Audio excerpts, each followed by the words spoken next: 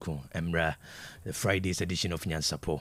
KOB, many Nyansapo crew, and necessary some free Sabia, Copim Dubako, Nenim Permuso. And finally, good health and love. And it is Shishasu, Otec FM Fidimwa, and Yasem Kituakra, Tibecoso, Ato Yansafremo.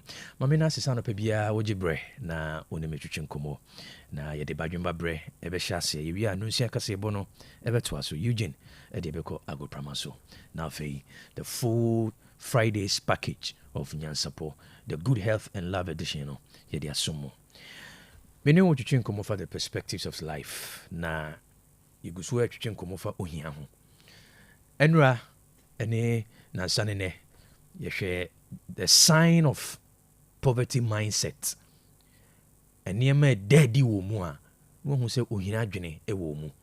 Na afi wape kwanya befa so betu ase di kan a mene waka ho asem short term thinking onipa wonti menwene nko akire opanyina wonti menwene nko akire amem mpanyimfo wonti menwene nko 50 years no omu nyina no hia adwene ana omoda na di de tosumienu me frɛ no external locus of control.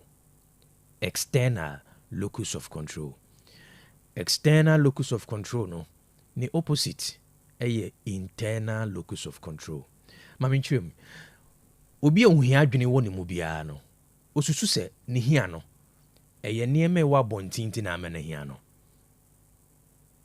onipa bia ohia adwene woni trim bia no one sign of poverty mindset ne say de bia osusu se nieme atwa ne ho hia na amena hia no onyi ntum se owotumi se obetimi adi ohia so onyi ntum abiri bia no odi niema atwa ne ho ahia ena yi ne ho ano de di kan obebo abusua mefiri mu de emu odin emu nye abusua mefiri mu wo ya de obi amwa abusua mefiri mu ntino ebe ye din se meyeye nanso ukọ abusua bia adue mu a edrum pempen so bia nipa baako bi sode ya otu ohia se esesa abusua ne nyina ahyebre nti wabusua no beda ho saa akosa hwan ne ba be sore eto ohia se afira busua ne akase woso abusua no asomasi abusua wono so timi ye bibi wasase we so eniti abri bia no odi ka bo abusua sobo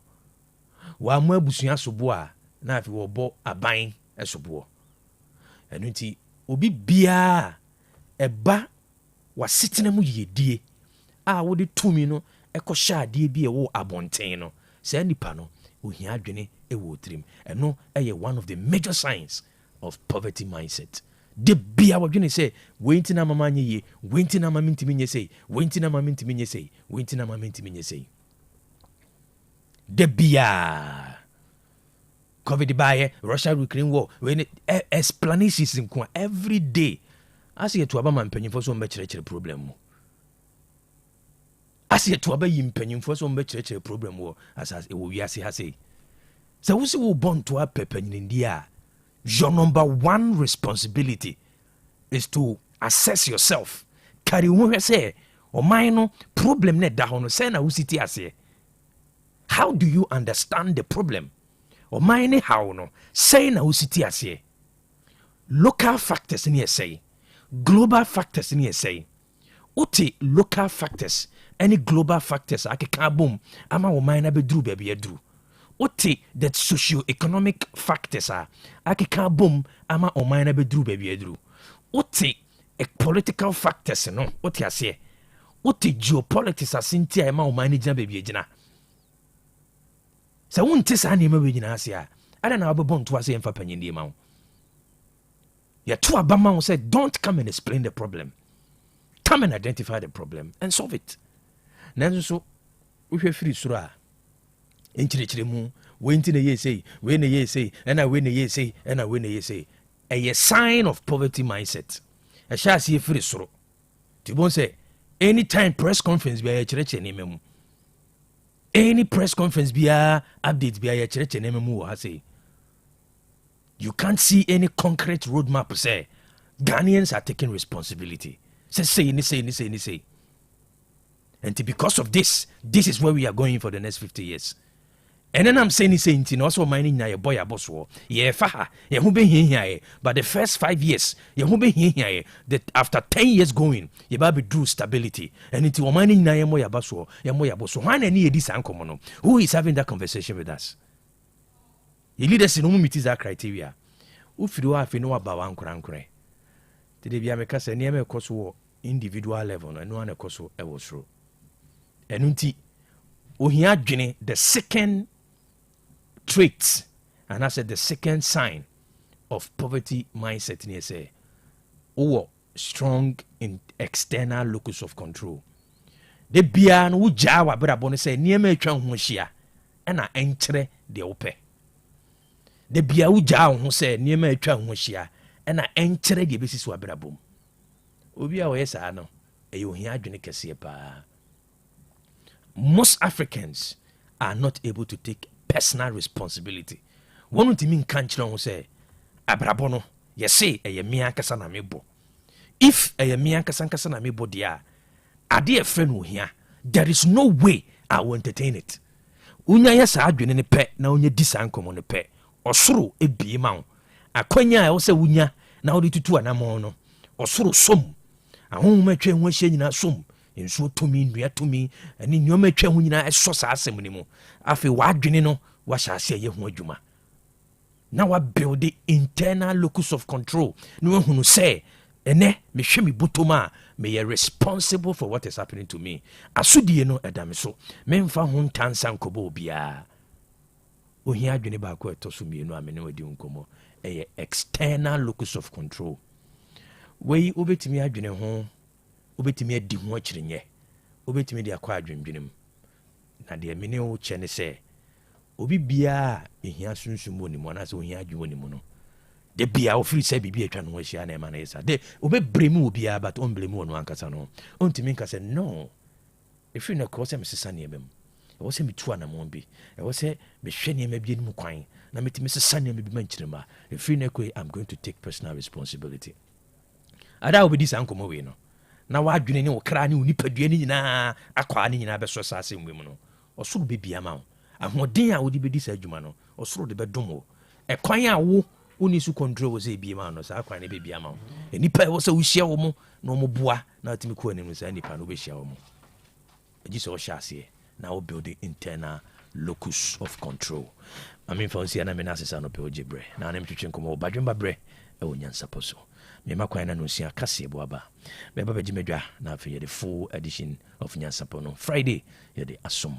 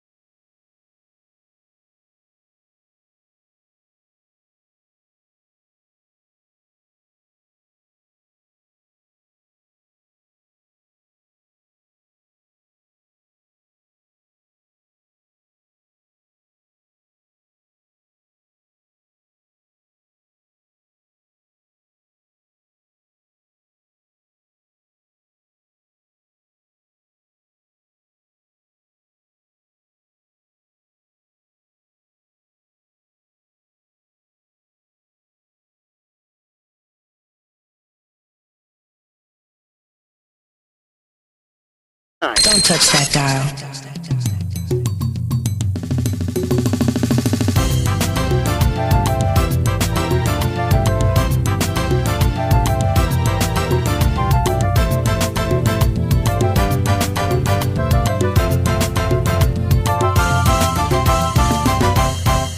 Ebusia fema munyina chi Otec 102.9Fm si atranse nsema ya boa no se bosunyini mu kase ye de besom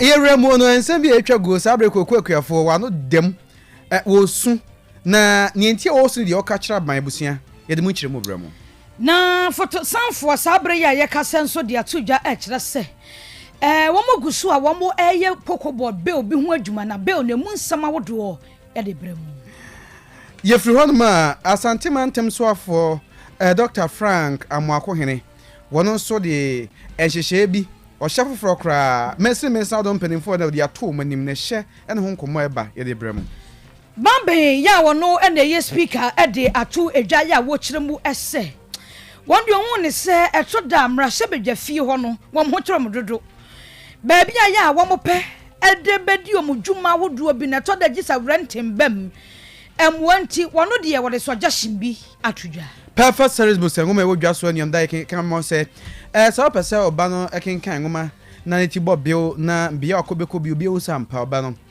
nyame hira no a perfect series books we Ghana Education Services yetum nakafo asense enim the phone san what team English language or history of Ghana RMA computing creative arts science and maths numeracy language and literacy coloring and writing enguma so oba no oye motafo free kindergarten KG no nursery for kosi junior high school kurim senior high school de okwa adini ba akopɛ perfect series books na schools out of brand some person them mock exams terminal exams and midterm exams so ba na kwa so hwehwa what in team the come up exam lessons and come say put to ja lorry station na hu in kranso dan so man first of adini perfect series books how many baby oton obi akwa abusa bi akira kwan na one person to do so po no 0243 299 938 and 0540 755 465 Clear Park Natural Mineral Water and yanom in so way and our source of crojen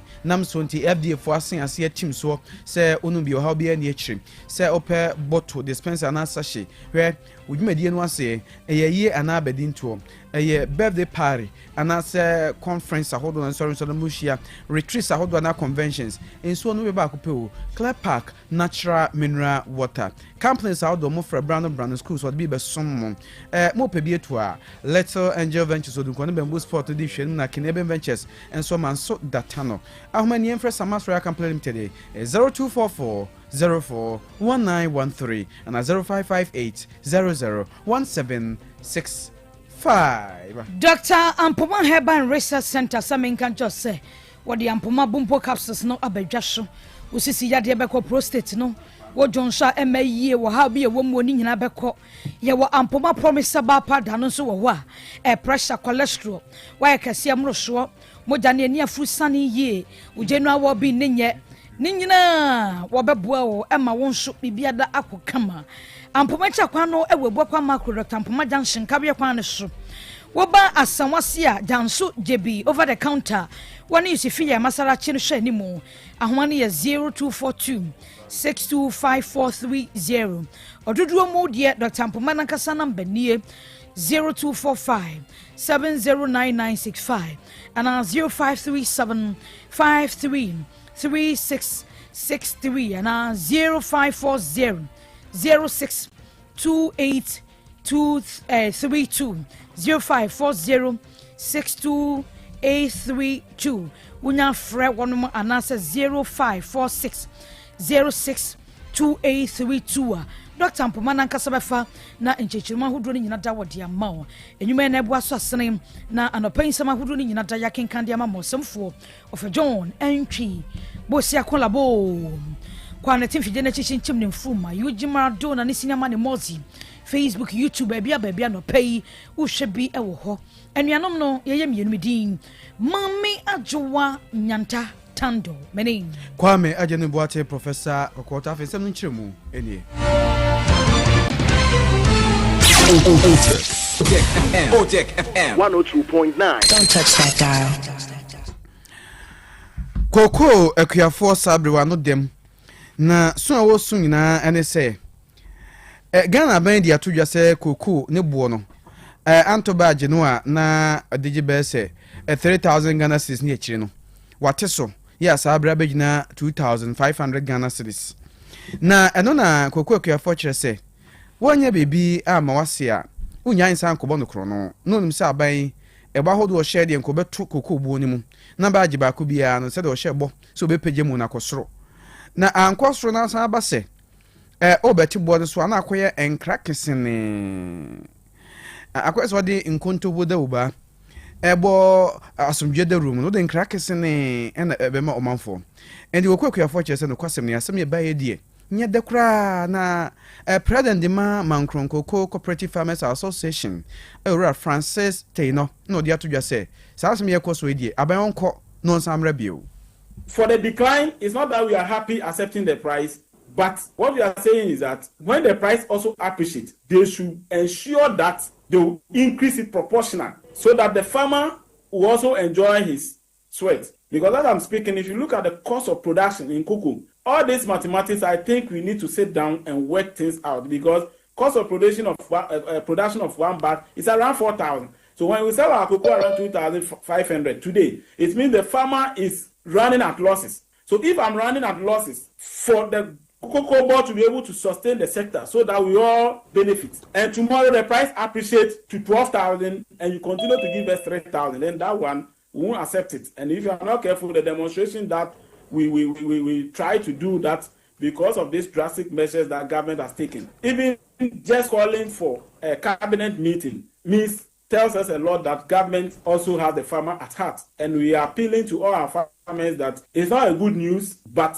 for us to be able to sustain the sector, we should all accept it so that going forward, they will go for bonds, which we all understand that when they go for bonds, the money will be sitting down yearly. So every time there will be money, we will not short money. And you know the Kenya Mankronkoko Cooperative Farmers Association President Oran the Francis Tino.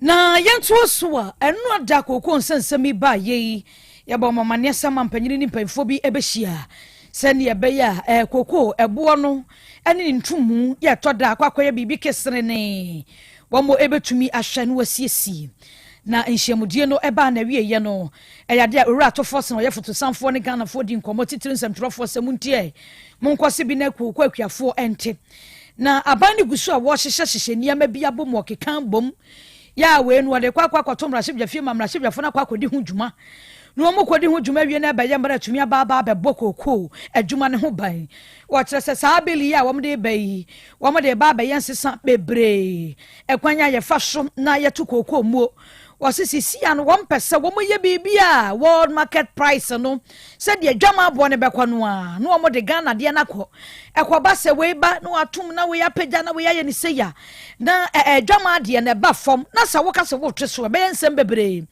enti deɛ wɔn ba bɛn ne sɛ wɔn de saa bill no ɛkɔ akɔtum na hyɛfo anim wɔn kɔ akɔdoso ho a sɛ ne bɛyɛ a baba bɛyɛ mmerɛ wɔn bɛtintim so na ba bɛbɔ Kwaku adwuma ne ho ɛban sɛ ne bibia bɛ international enkwa ese Ghana efe wo mo kwa koto Kwaku kura ya san ene sika ni ho ne san sensem ni nyina da wo mpeso wo bete enti no mpeso wo mhyehyɛ no am de saa beli wei eba wabra ato force na nklato wo cheche ni nsemu no eni.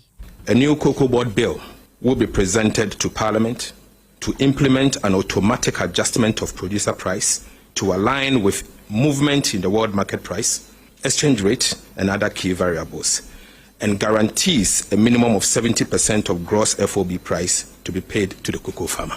A new financing model for cocoa purchases and related operations with associated benefit for increased processing will be introduced effective 2026-2027 crop season. The current financing model was invented as a necessity after the syndicated loan failed, after 32 years of successful implementation, and it was proven not to be sustainable. In fact, it has proven not to be sustainable. Ania ye kwatie ye fotosanfo ora kasel ato forcing. Yeba santimantam yemu. Na santimantam so for Dr. Frank Amoakohene. Edi ato mensne mu mpanimfo anim mensne mu mantam mu nyina mu mpanimfo anim. O kire se eto ahodo a emra makwan so mo gye. Ene ne omo yenhye o mo gye no mo fa hon krata asem emra. O kire mu anansan nhwemu abetodwa e o me ahodo se mensne bi wo hono ma nipa bi ne mo gye to afrom onmeku ahodo bi o mo gye to afrom ho no. Saafo no eyi ne metietie amra so nso omguso gye to afrom no si ni kwan se basa akra o ma ne hye mu no obi o ya de bi etietie Ghana amra so bia no se mra ne di ne mum ni kwan se ekoba se mensin penfo kra hwe no sa kokro gye to efri ne hono mo wo se wo hu se woni wa aba o sa agobone a onso kane ne nachi ne mum otea no enti de waka nyina ne se obi tu galam se etia o ma ne mra na akoso akogye eto afri se nipa no hono mo a ne se oni nipa nyina ne eye bone no tien manimu ya onum emfa omonkrata semina na no de ato manim se wonya wonim na wo yesa na wo ya de tietia Ghana mra so wo yesa ombehwa amamra anyway wodi we nyina to dwa obra asantimantem so for Dr. Frank Amoakohene afi regional coordinating council mu mpanimfo wone mensni mu mpanimfo mantem nyina koshia prempa assembly hall na wonu meto ato adwen afi special planning committee mpanimfo wo ya amamani amani aju atomu no ne central focus o chese ya no muntu a wonum etu enie Pending say the Bible no, we need to regulate whatever is happening before any further harm is caused. And the other guy say, I catch from say, local government acting providing guidelines for fee fixing. As some listening now making sure say, fee fixing no would be in line with local government act. And if I want say, Rano Betoye and I new make sure say. And the instructor will say, "Will be a fee fixing gazette be our Mayadia, Omofamra houses, near should be able to show say, indeed, even conforms with local government provisions now."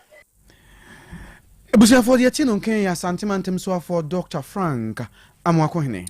Na ye kwa Ghana mra chef de fia panyina wote agwamu se speaker eye ora abambaben wakasa mra chef de fia e de atudwa se toda se de mra chef de fia ho no wo chichechiche niamem no enso ani wo renti we wa ha no makwa renti we wa ha no makwa renti we wa ha emo madwuma no enye pepepe access na sini peace bi wo wie ya na speaker no wasantena se wo ke kambom eno no de ato empanfo ani mu se asase bi ada ho a ben state house no ya one more release bi mfama wonom sane be ya one mo be permanent ye no de we de amrahwafo de a wo mo hia biribi a ho no wombekọ wo mo krofo ya biribi a ho ne bekọ sane be ya beboa no madwuma no mo ye no na kwanso wa bra speaker babin wakasa no ensemo bi a wode tudwa eni. I've been crying and I hope you support us in that at least we should be liberated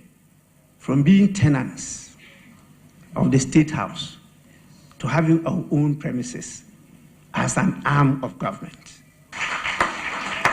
There are a lot of limitations, infrastructural limitations. It's not been easy. Even when we are about to take a decision, and you can't take a decision when there's no consensus without voting, and that you just have to rely on the human resource. And you see the challenges. Now we are trying to upload an IT where we can have e-voting in the House. So we are starting the pilot, and we believe that it will ease up all the struggles that you see usually when it comes to decision taking on the floor of the House. We have also done a lot in trying to modernize and improve the small facilities that we have. But truly, we plead with the executive to release the parcel of land around here for us to develop. We need to have a permanent seat for the pillar of democracy to be housed, a parliament house. So you see some of the structures here. We can't have access to them until we ourselves pay, including the banquet hall. And now it's falling to disuse. We have to spend a lot of money to bring it back. I was here any equity ye speaker babin what I say mumma one more womunya baby a emrahwefo no eho ebeye womunko a wonom edia ensemnasi producer metru the host mam instructions for how me can be more maso too yes for penny of John Ejubosi akuna dam no so project mo sei or the call Facebook live this Otec 102.9Fm so mama funya hwe ye and na same kwa producer mechu one so chinchin fidie ni fruma e de ema ye enya na aten ka Kwaku Owusu Boateng professor ahofadi akokoto na fe Mame ajua nyanta tando na ajua usiri no ni nti amesiri and a good health mana ka say no ntia Kwame enya do na mese mame kama sem to edina de amakrachi ye lunch producer mechu oh ye be lunch ma no ye lunch ne nka producer mechu ne fata ne pa se de otia wo ha na ni gu ye so no edi ye ka che tie for say ne na health screening no e ba so tia no pay ya botent no cry brantem na ya omaba pa omfa ba pa ntino amantem abu bravo brantem why baby awo bia fakabra ne hwe ontem be je chet ne hwe ontem so atiase oba obuhu bia especially me oba so hwe Kwame ahofadi akokoto ibehu dudu na den so atiase to bia amra me hwe manim me ho fa me seni power of ofe sports ne yankona Iji Maradona fantraso.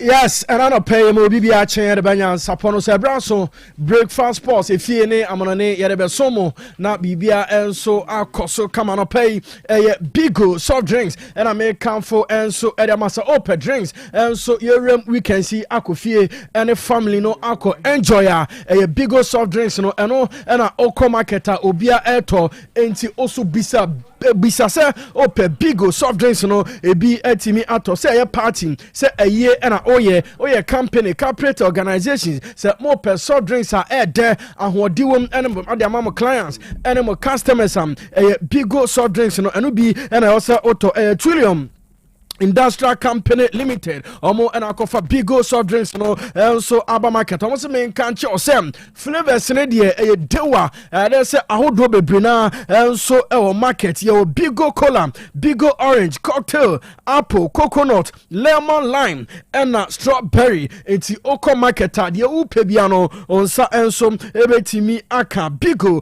omo and no pay make for so edama Provident Insurance Company Limited o motor insurance ni nyina open insurance company omo reliable Provident omo so ye and also oko Asante Mantemwa omo branches no ashita enti borum na motor insurance no Provident Insurance Company Limited omo so entwa bi enfama na omo say from now till the end of March promotional Egusu air koso free coupons or the kwajifu free and other souvenirs ahodoa omugusu air channel borum or Provident omo branch biana motor insurance ni kotwabi se na beya onsa enso ebetimi akabi Asante Mantemwa branches no ebebrem e swamia omo ben decoration DVLA opposite urem airport ya dese omo inshire so omo ne car bang no opposite oboasem Stadium Road Lenkley kwan no so ubehu Provident omo branch ne bako enso Patase Brotherman and abehu Provident Insurance Company Limited Kumase DVLA office omo branch no bako enso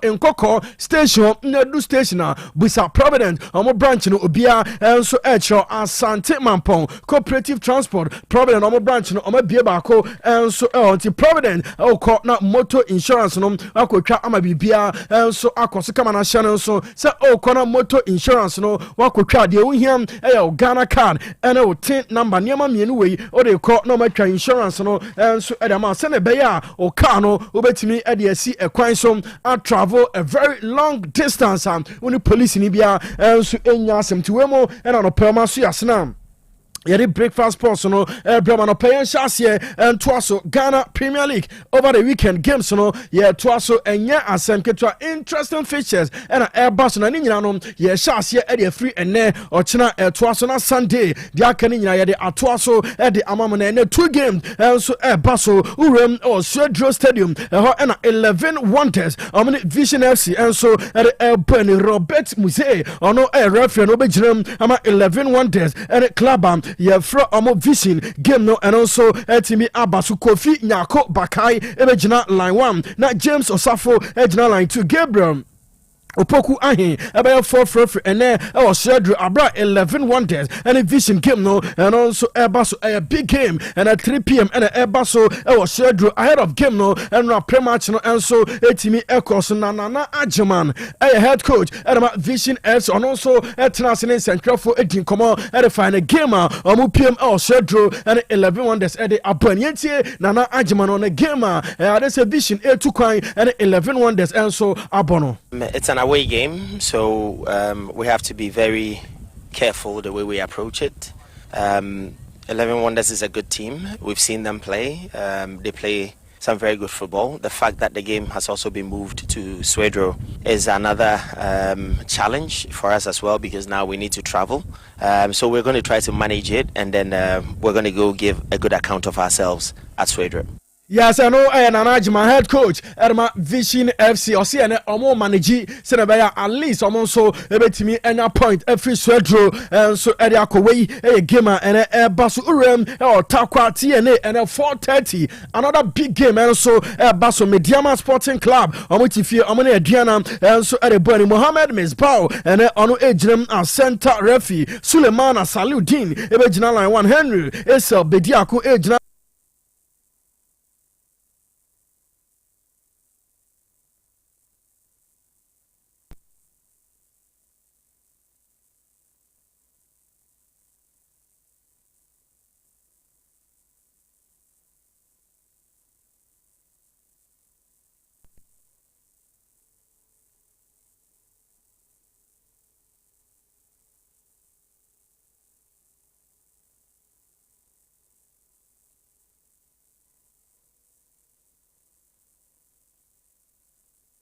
Gamer Basso 4:30 yes Urem or Takwa TNA there's a Mediama Etnafie Omane Adriana Enso at Bani Mohammed Mesbao ebe center referee Suleimana Saludin age line 1 Henry Esel Bediako age line 2 Foster Bostros air 4 referee and then Abraham Mediama and Adriana Enso at El Beneno and at the away side Adriana on head come Sioba Aristika ahead of a gamer Basso Sioba Aristika Enso Akasa and a gamer Omutu Kwai Akopiem El Takwa and Mediama and 4:30 and so at Albany no. Mediama is the leader, Mediama is the good team, but also Aduana he tried the best from this game, understand it's possible if you win it's possible reduce the points and you'll go from fighting and put our plan inside in the pitch.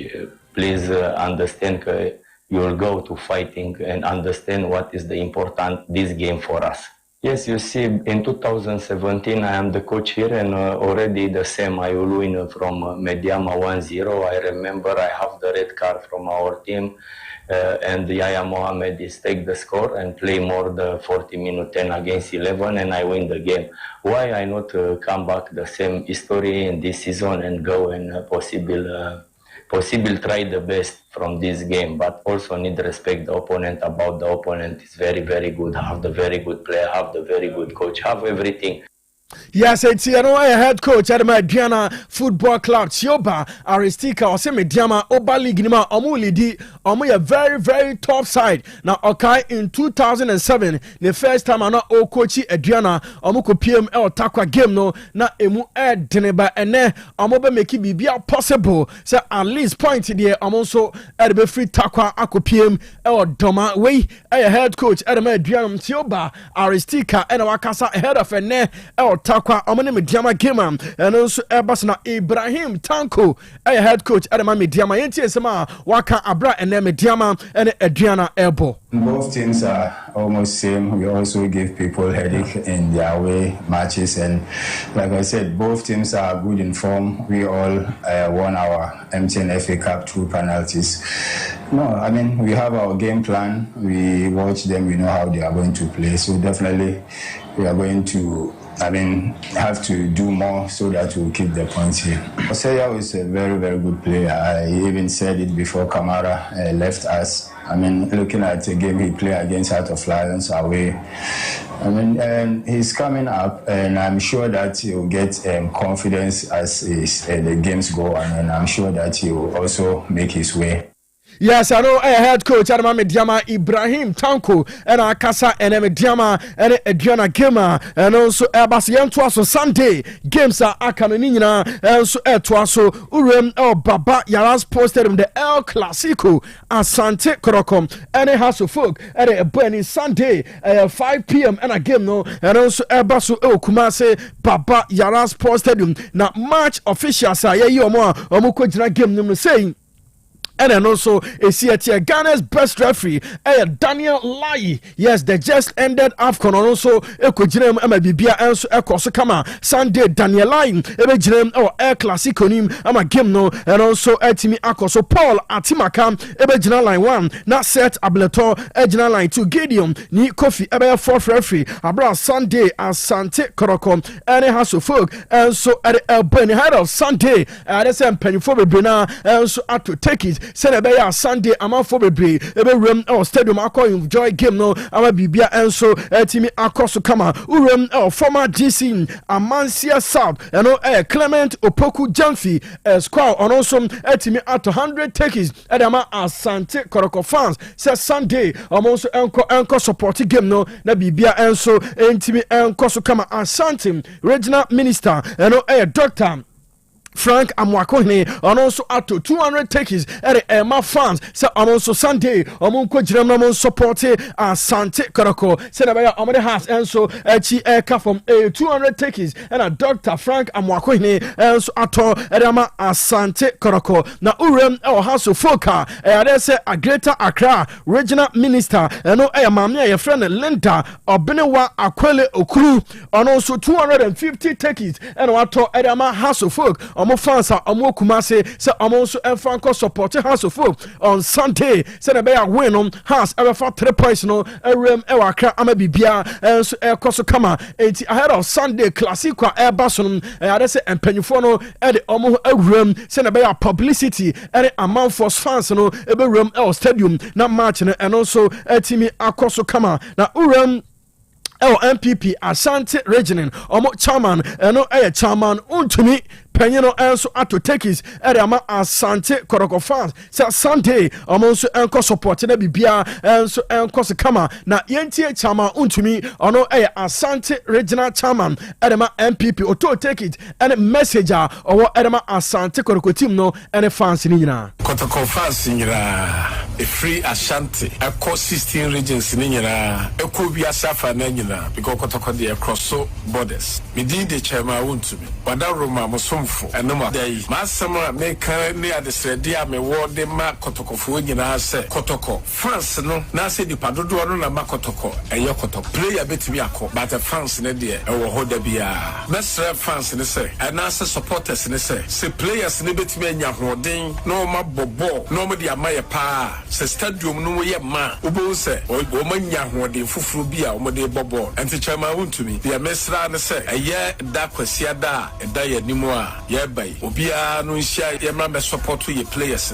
Now, I'm so fan who are there who can patapa, yes, I'm fan cajon, no more fan member bobo, no more fan could dear Embra, and my supporters in India and Ninja. A dear Obetima Yama, Kotokwana say over Bastadio. Now, Chama to me, and Yenin and Metimaya, they move soon. A dear Metimaya and say, may ma and nipa 200 tickets because has in the Kotoko dear. And yet, team was a body at the Manchester United, or Man City. Now, so many Liverpool ball. That's a Real Madrid ball. Has for Yachiamo, Nemum, mobile, and him say Kotoko for and couldn't dear by your body. I had a munina massive.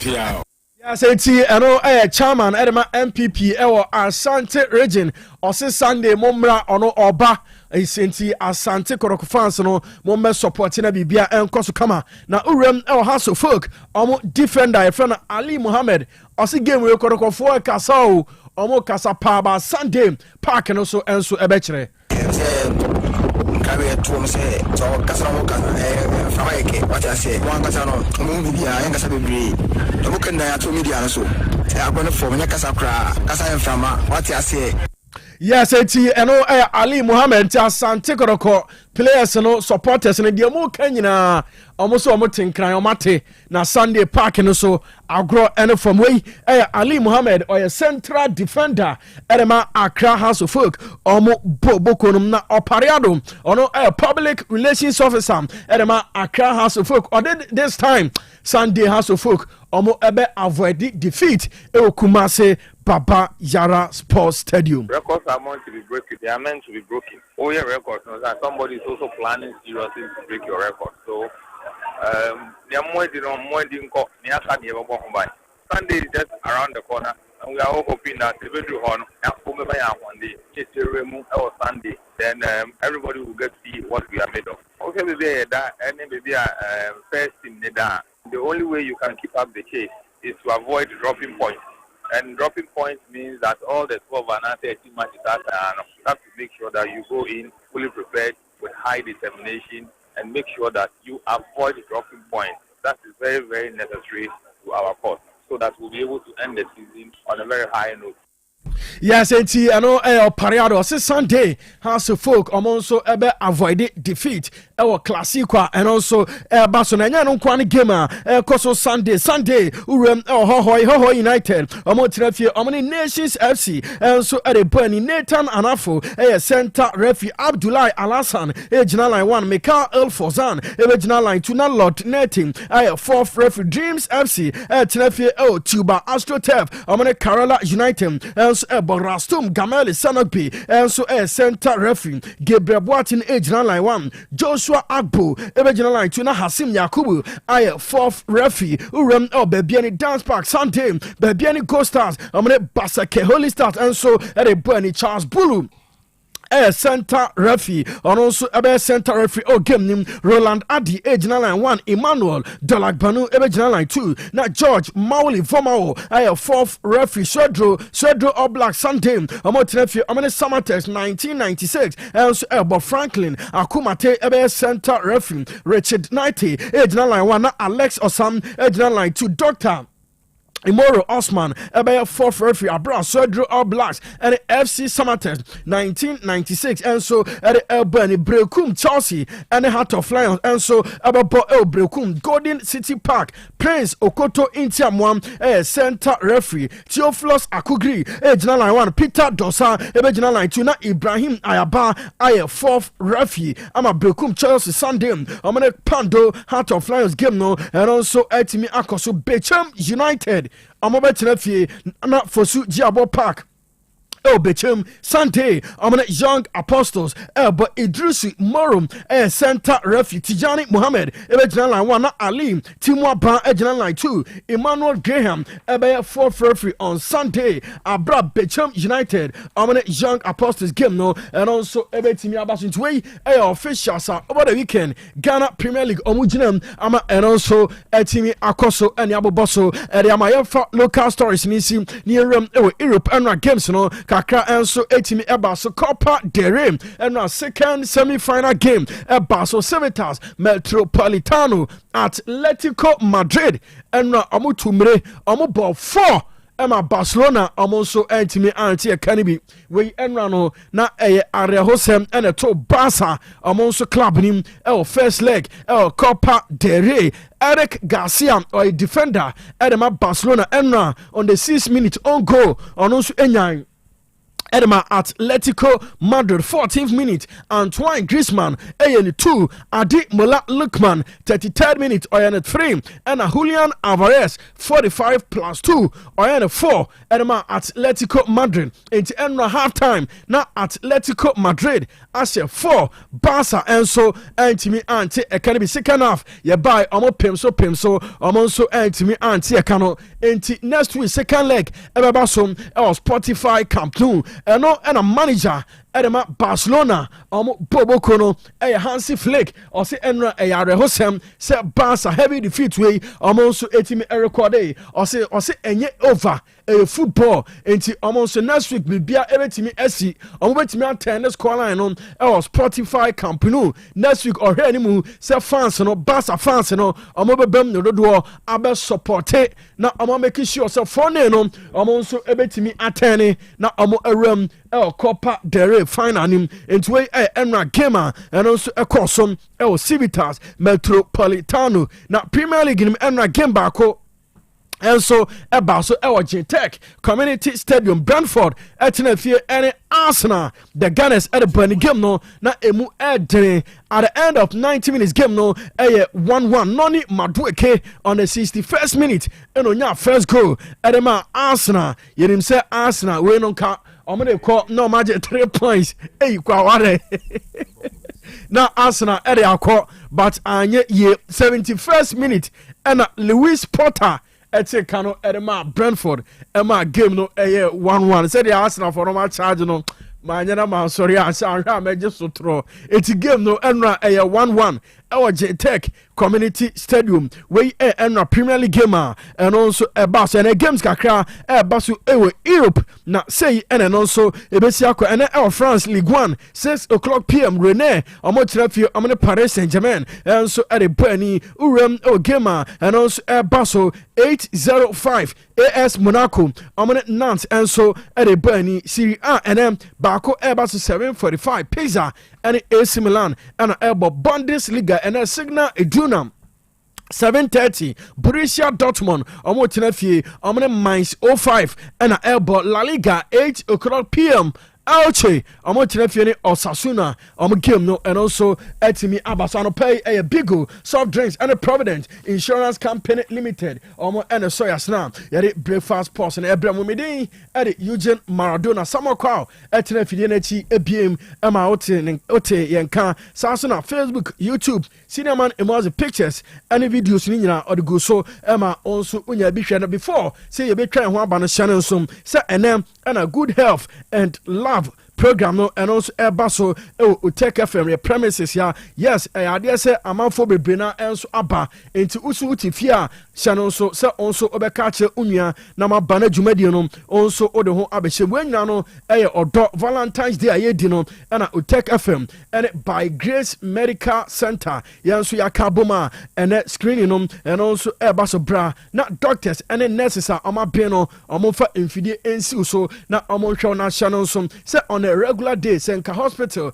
and a okom say ayo pressure and a okwa akohwe say ayo sugar scar anke yabeje no eni achem 2 ultra 50% na Otec FM and by Grace and so alpha half into oba na bibia and so akoso kama enti dwumadi no ade say enche near the chichaso nti bra na fa ho so behiem na bibia enkoso kama side attraction so de ene bebre ene yebesa ene kwa ha yes ubenya akwenya na one na twa picture na bibia akoso kama sinama na mozi u favorite presenter bia obesa oni ne twa picture no bra adesa onso ubenya akwenya no ama bibia akoso kama enti Valentine's Day no ene yedi Otec FM de ene ne asase aha enti ba bia obi an bra na onso yenhwew na bibia enkoso kama ebre ne ko ye fancy ye twa ho abaye ba Kelby ene ni team no omo betena se na ye wuram Nyansapo no dia aka omu nyina omo nso ereba ama bibia akoso kama.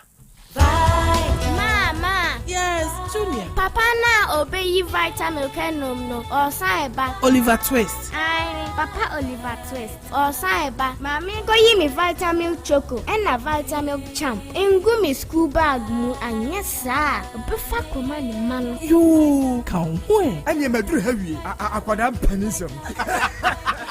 Daddy. Yes. Me cover vitamin 250 ml na. Udi akosie empano ase no. Na me manu bi. Ewradu be ya finish me.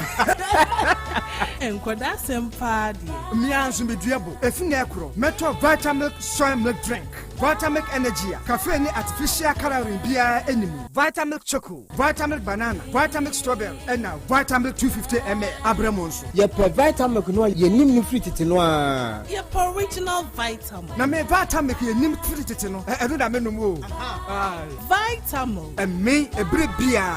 Any baby FDA aje edwedwe nkrato ya to. Hey, opani.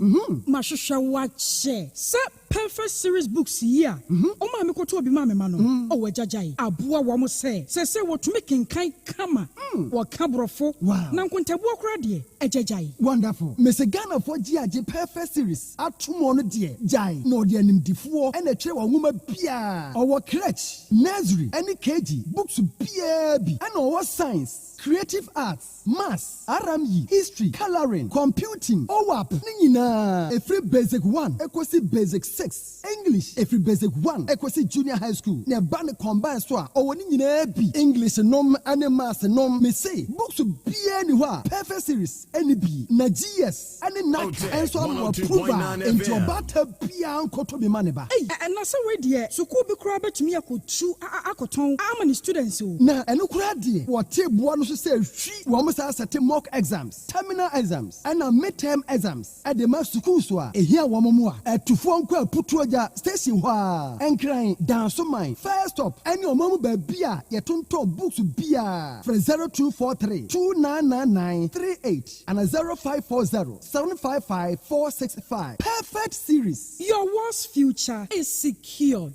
Medofopa said ye de bia ye kano nipadua ne kanea no ene ye ni eti ani ho asem de ye monto ho e monto ho entempara no otu ho anamo de bia wani so kekawo wani so hyehyew o hwade ase aye wisi hu ni ye ase bo asi wani so o se asententan ne na mani so mani ni twa nkyene wani no efemfem uti ya wo ya de bia so beba ma ai Dr. Ahwew enso unyamreda empanifo so se ujai de wo ya unya adaje eye ni asem ne ye ka ti mesro pemre pa adaje nebra by Grace Hospital ma doctor hwe ni ehwe wani ne mfama wo ye hwe wanim ewo by Grace Hospital ye hwe ni ewa yaresabia ha by Grace Hospital no ye wo breman DVL ne nchen o se kwadwo area hwa bibia ni amienkasa 0244 97 68 05 Jerinas Mesa Numbi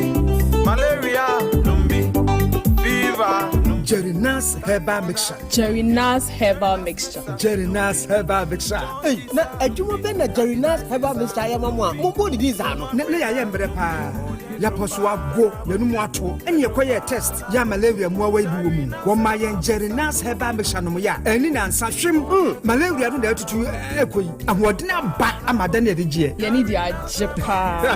Sa wo pedodo a ene Jerinas Herbal Shop. Breman UGC. Kumase. 0241-81-4677. Afe Abuabu Station, Kumasi. 0244-50-3603. And Accra so to do. Dr. Tina. 0548-26-25-23. Jerinas Herbal Mixture. Oba onyem anade oma kwadano fo. Unya mfedu mienu atwei nsa no onu madui. FDAG ejedu nkrato ya to. Jerinas Herbal Mixture to fino.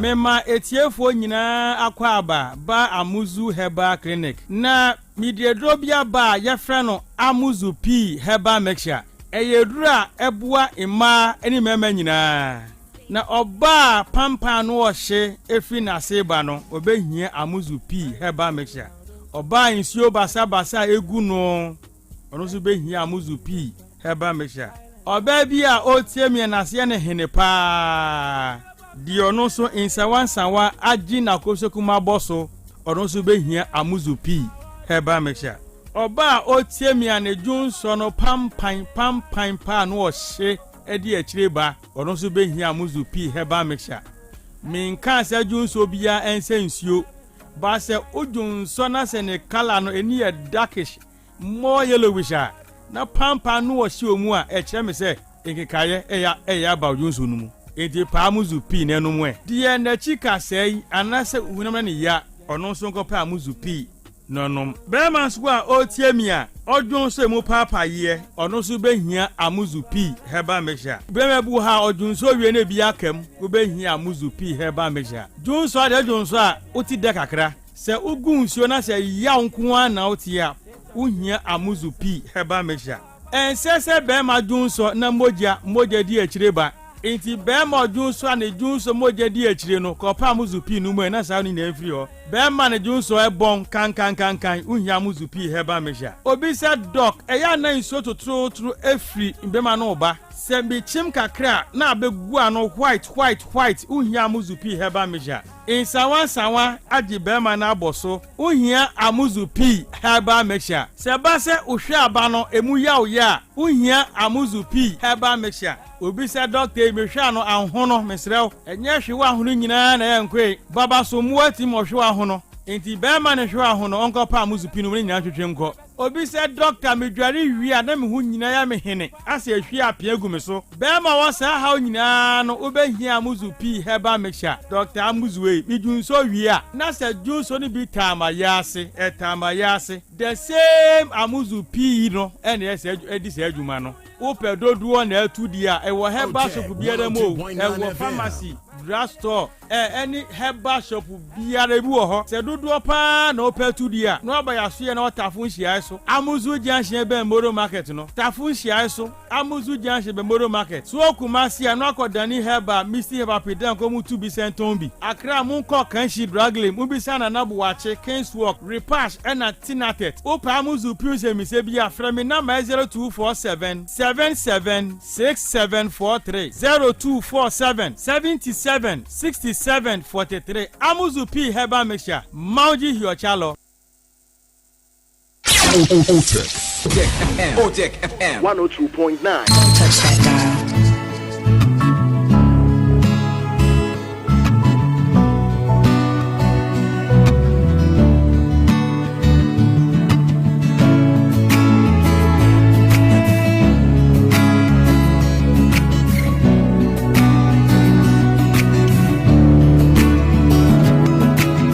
Another 6 o'clock is here. Wake up and meet the morning dear. Brand new day, it's a brand new slate.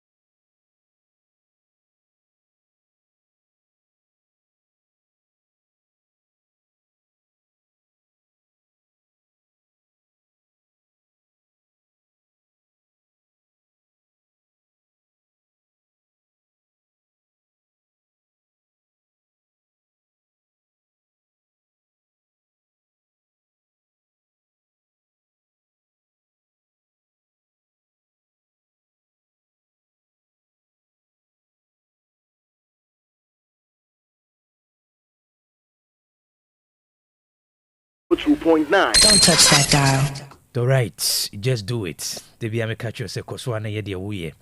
Eda no nsunsun bi anim Monday any Tuesday difference bi anim. If you ada na memenda difference bi anim. Nemum de obeye no danimu no. And a man sunsun abem. Very good morning to you. Welcome back to Nyansapo. Sabri abonu si apa honsema edu numbako. Yenhwe se de na ewiemu nsachira yebesi aye na afi wo hunu se de obesi atoto niema. Enkai boy en sacrifice Ghana Meteorological Agency chese anopai.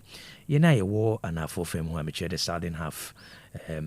Ewembe kusu ibenya partly cloudy condition na anope ya so kompoano wono coastal areas meche anafe so ko hilly areas bebia mipo wono na afi forest zones bebia kwa ibretu wono benya foggy patches eno nti ebema se wohunu wanim so no ayeden na eda no ekonanimu akura ewiemu na ibenya bright and sunny weather ewia ne bepie na ni tishu yene wo anafo femu a meche de Southern Ghana ewia ne bebo hapa na free ewia ekwanwuma ne hwese benya localized thunderstorms and rain enso no betimi atoto ni tishu yene wo finfi mantem na afi transition sectors meche nto aso emantem no ukọ atifi mantem anopei ono bekoso anya dry condition bon epeno ebesi ho na obenya hazy weather ewembe ye bisi kakra yen hye so anopei obekumase a weather no ebenya misty condition hwem from animu ase monwunu kakra we 60% probability no sebesi and I say it's 60%. Now temperature now at 23 degrees Celsius. Ewia you hesi benya sunny intervals. Ewo mu ewia ne bepie. Na emusasa ekusu kakra. Na temperature no 34 degrees Celsius. 34 degrees Celsius just ebe wosuru kakra. Wi meyehye. Anwumre ye benya thunderstorms and as rain. And so no ebetimi atoto. Na we say besi and I say ensi no ohamu ebupen aduanan 40%. Na say ewi mu hye and I said the new be no be 28 degrees Celsius. Now see what I do nyumra ayana demo eshikakra. E be relatively warmer. Anope minimum temperature 21 degrees Celsius. So come here to second Tampo, Goso, Techiman. One be recorded 21 degrees Celsius. Now maximum temperature no 25 degrees Celsius. Oko Narirugu, Bogatanga, Tamale, and afe oko Axim, Kaswa, and afe Kramantem. One be recorded 25 degrees Celsius. If we area echo and you minimum temperature be 32 degrees Celsius. Be able to say Axim be recorded 32. Takrade be recorded 32 degrees Celsius. Now maximum temperature no 39 degrees Celsius. Wa be recorded 39. Na Rugu be recorded 39. Bogatanga be recorded 39. Tamale 39 and afi Yendi also be recorded 39. Enkrabo yensa kan free Ghana Meteorology HRS epono eso ayedin. Ene the 13th of February say ena ewiemu nsachira ebeye. Ye na buo no ene ye 13th no chese aka 322 days na afia kona wiye. Ahasa eduonu mienu busumi du na afi enefua edu nwotwe 10 months 18 days na afi no akona wiye enunti ebrana na obo no de obeyi bia bomodin se umprento ho na obekoswaye samre yemfa Nyansapo business segment and twaso.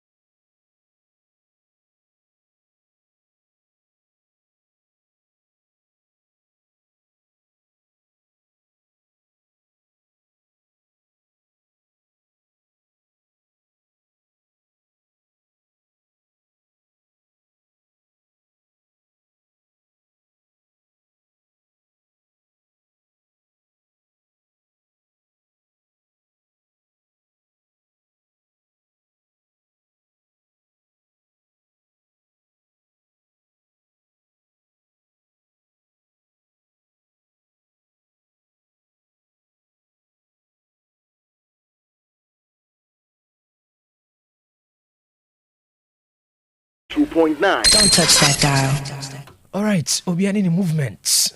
Also working lotto. Oh, your boga. I'm a rapper. Very interesting. Mami Makwaba, Nyansapo business segment. Many will cause what you think of entrepreneurship. And your bora definition of entrepreneurship. You see, na mejidi se wana wajibre eti Nyansapo business segment no you see pa. You see say you can't say the concept of entrepreneurship. The first one is to identify opportunity. Na yɛhwɛ deɛ nti a nipa bebree ntimi identify opportunity. Ewiase adeɛ a building ho capacity no nhunu ho opportunity da. Adeɛ frɛ no opportunity no correspond with your internal capacity. Adeɛ a woni ho capacity no nhunu say opportunity. And that is why Adebia me can say, so your babuna utie me a, the biological clock in your favor, it is always taken against you. And unti se opese usua entrepreneurship here. Now ultimately identify opportunities you need to build internal capacity. Se adie bi eni wumu a untimi nhunu hu akonya wa bonten da ema ne ye. And anu ana yeka mame extra okulu hu asem. Eye dina mame extra okulu. So many years owie school. Ono etim build an industrial processing factory. Na odiye lemonade drink ema school na no wono. Because oye hu ade wo school mo. Eye dina otimi be establish in Kulenu industries. Because okusua food processing wo UK onya akonya no okusua ye. And who said there was a gap to establish in Kuleno. A brano or pebusia de ashen juma se or bano. Or she struggles a wumua or say no. Sa struggle or mudiko access loan. Or be making sure say or bebuama or no and the quabruchiri if we are seeing a women's world banking, not or your key founding member of Ghana has say. Busa onsa sabrene nema ye toti umemuana. Debi. Tinama catcher say. If you say open entrepreneur, now want me identify opportunities, forget it, you are not an entrepreneur. That is the first one. So to be able to identify opportunity, the question is, what capacity is here day? Because every opportunity outside, ebe corresponding with your internal capacity. Ebra mi hunu say, I was me develop human inipa, I was me bua nipa, no mo build mo capacities no. I was able to do that because for 20-something years, I have been building my capacity. I did be a buoni permanent me building a capacity. No timi dijumana. And what the my year for the past 25 years. And what this year for the past 25 years. Emu psychology, emu neuroscience, emu business development, emu theology, emu political. And what did I be a mission? Every single day. Emu project management, emu business courses, emu accounting courses. Public health, any day I read everything like crazy because I did be a affect human capital development, you know. It was a mission because I'm building the capacities for that, you know. And until I'm meeting the Juma media, and until I'm opportunity are related to the me. So the question, you know, and as I say, until opportunity because what capacities is. Because even though you don't even know your capacities that you have. On your capacity audit, on tenacity here say, me kwame, me we suku die, nanso me capacity spy a day, a dear pana, me one dear me ye. Ada obe hunu sa ade no, woni be bie mo se opportunity twa ho hia. Every opportunity in this Ghana, and I say in this country, it will draw on your internal capacity. So internal capacity or former, there is no way obetimi ehunu external opportunities. Sa na koso adwumam. Into we SWOT analysis business bia won a strength and a one weakness. Business bia won a hoden and in mreye. O kan adwuma bia hoden a ne capacities, ne human resource capacity, ne niema wo, ne patents, ne niema wo, the uniqueness of the products, the uniqueness of the technology, ninyina internal strengths of the organization. Company bi obedi ye bia no, agi say ordinary strength ne kwhwehwe opportunity now I explore. And you cannot identify opportunities when you don't know your capacities. Eno na ha mbabunu bebre. Capacity ye gibre esua ntine wo capacity building programs. Me meaning the bia me capacity building programs. E wo virtual. afi ma committee me ho uma na ya na ma ho ho ase uma no be afraid da be na next one e ba so nyame ya aduma acha be 2 weeks time another capacity because this year me dey see say me building nipa bebere capacities nkomo bi a unhye danji brendi bi eni bi no ye be gi breni no disa nkomo no it is capacity building year because so obetimi discover opportunity wabontia you need to build your internal capacities beyond your academic certification yes obeko school no nya certification but beyond that you need to make time and build certain capacities. But that's what the definition of entrepreneurship. You can't an entrepreneur obi a wotimi identify opportunity but so obetimi identify opportunity and you say unim ahoden a ewo mu eno ene frɛ no internal capacities. Yame yaduma me ngoma miensa bi be kam yenu na ewo dada no self expression a package e bape bomodin se onsa be ka package ni bi self expression de di kwan no ewi aso ba se obe express wo ho. How do you express yourself? They toss me problem solving basics and also so about out. They toss me your friend personal governance, the power of personal autonomy. How are you going to govern your life? We may draw cues from national governance and corporate governance. May the bad personal level. No one say so. Obeti mi ato to wabrabo ya. I just say usua personal governance. We ye nema miensa. We obabunu na wo memu ha. May ye launching somewhere in March. But what they say on sabe kebi. One of what quantum so no the diasporan advantage. And no the media ma wo mo a quantum. Nim dia ma building over the years no. Me will be HB. Ewon kratem na osua ewiase philosophies ideas books and the shape of wiase and it is one yebre no one kenkan ya ebe ye den so betime adujuma mama na sesa no pe ojebre na na metwetwe nkomo Nyansapo business segment. Very good morning.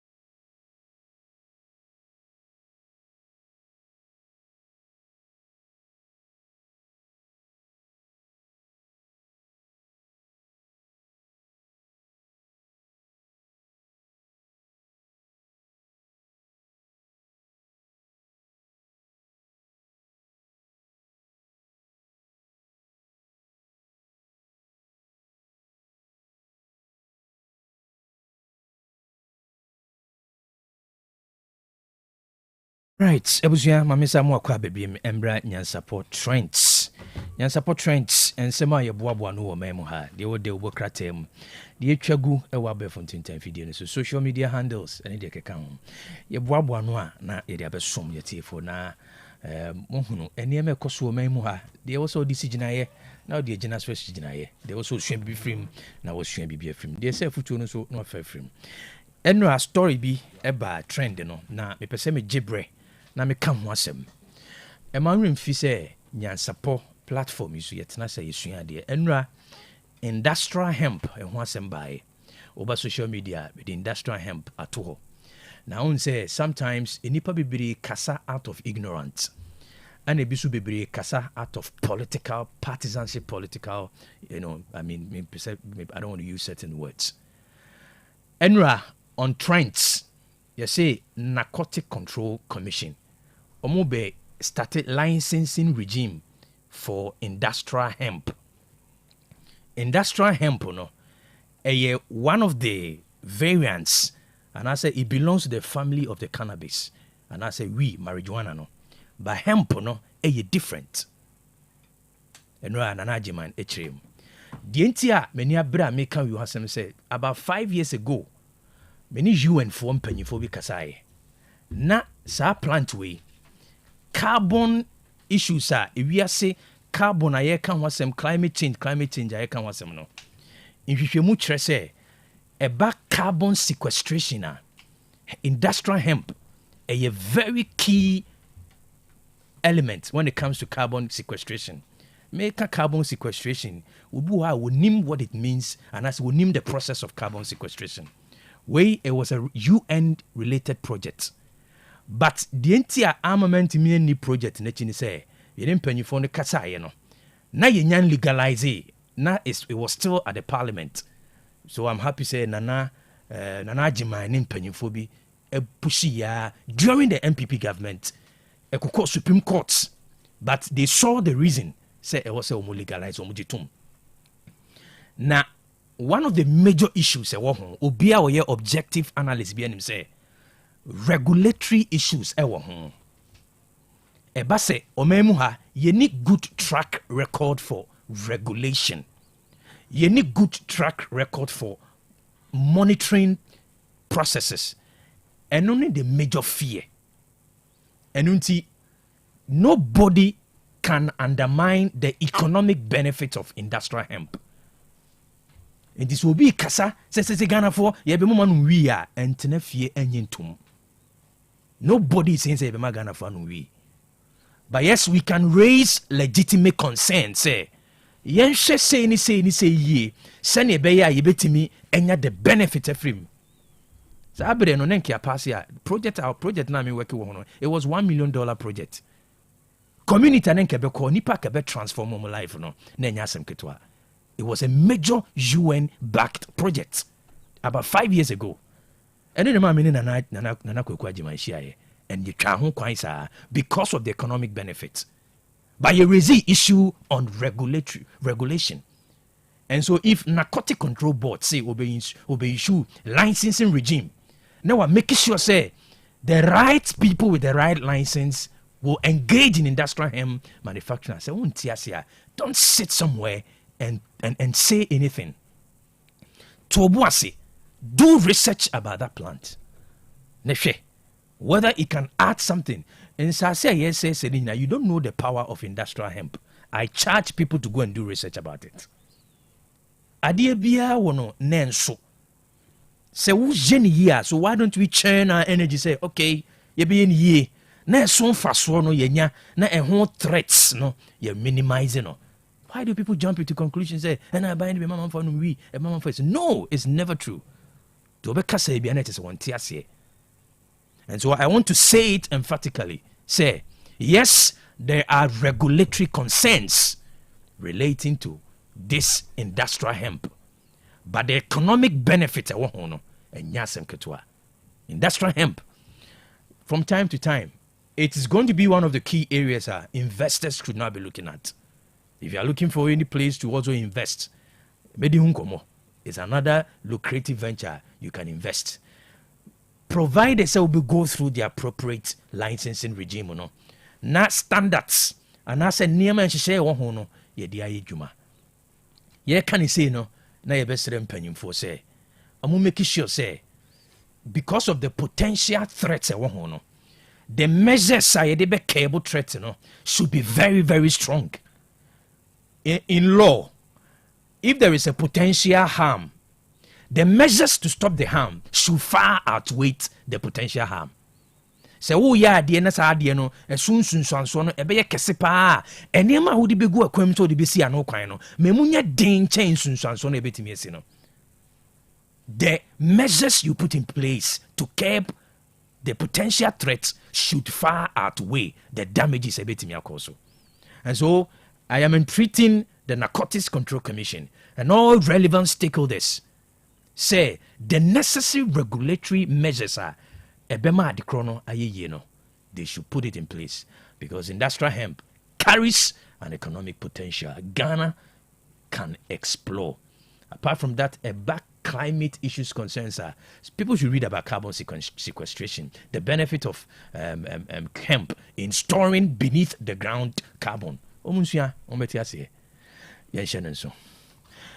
Ajwa akwaba. Kwaku mejuso. Mahiti kakra o. Ya no pedi enefi. Kwame. Bashiti. Mashiti. Because sometimes yana nkomo no ani ni ya. Ebe tun sem bi ego. Fitru from mama. The moment me nya $1 million ni nya say na ye nya legalize ye. Na ntina akoma ye akoso. Ke legalize ya be na aka me kuta $1 million the project no. Tino. Ebe say di nkomo kwa me akwaba. Maju so bro penikasi. Who say kwane so afa ye hu say good health and life and be mu bantempa. Hey, me bedru ha me say na nkofra ba. 5 e bi ba me say bi din tuma nyina da bia na say. Easy. Efe dodo. My dear, we chiro so wo fie na ma ya. Said ye no akwabna kai no, nya fie na. Obi kwa akwaje cheti bi ama. Wo ba later be ko late. Wo ba ntem a ni ahwe wo ntem na we se wanya ho akọ. Ebi ma ya de on ma ba ntem ti se wo ma ya. Ye ka ye ho se eda no eye ne. Ye yesi Otec 102.9 by Grace Medical Center. Where the second edition where the etoshumi ya Valentine debia drua. Yesa apomuden nhwehwemu no edema ene bibia be bia yama 50% discount tie me afi bia no de me kan se obi wo hono ma wonya brane adaje mpo so kohwehwe ni ntinim ni mojem yade bi ba early detection ya na save a lot of lives tie ntena fie ye hu ne ntem na yam wow enso ano ntem de obecheck bia yes Otec ye fa 50% now wo 50 ne beka no ti say 600 uchia 300 200 uchia 100 Ghana cedis umpe we na peden test bia bi ene emfidie na no akwa na ma menes mo de baye ti ba bia wo bia wo ma ya medofo tutu amerika wo full black count na apesa wo ye hepatitis B C test na hodo no wo ba be ware wo genotype kura wonim HIV status unim brabe we num nyina dia maw ujunso mu brabe ha bibi wo mu ana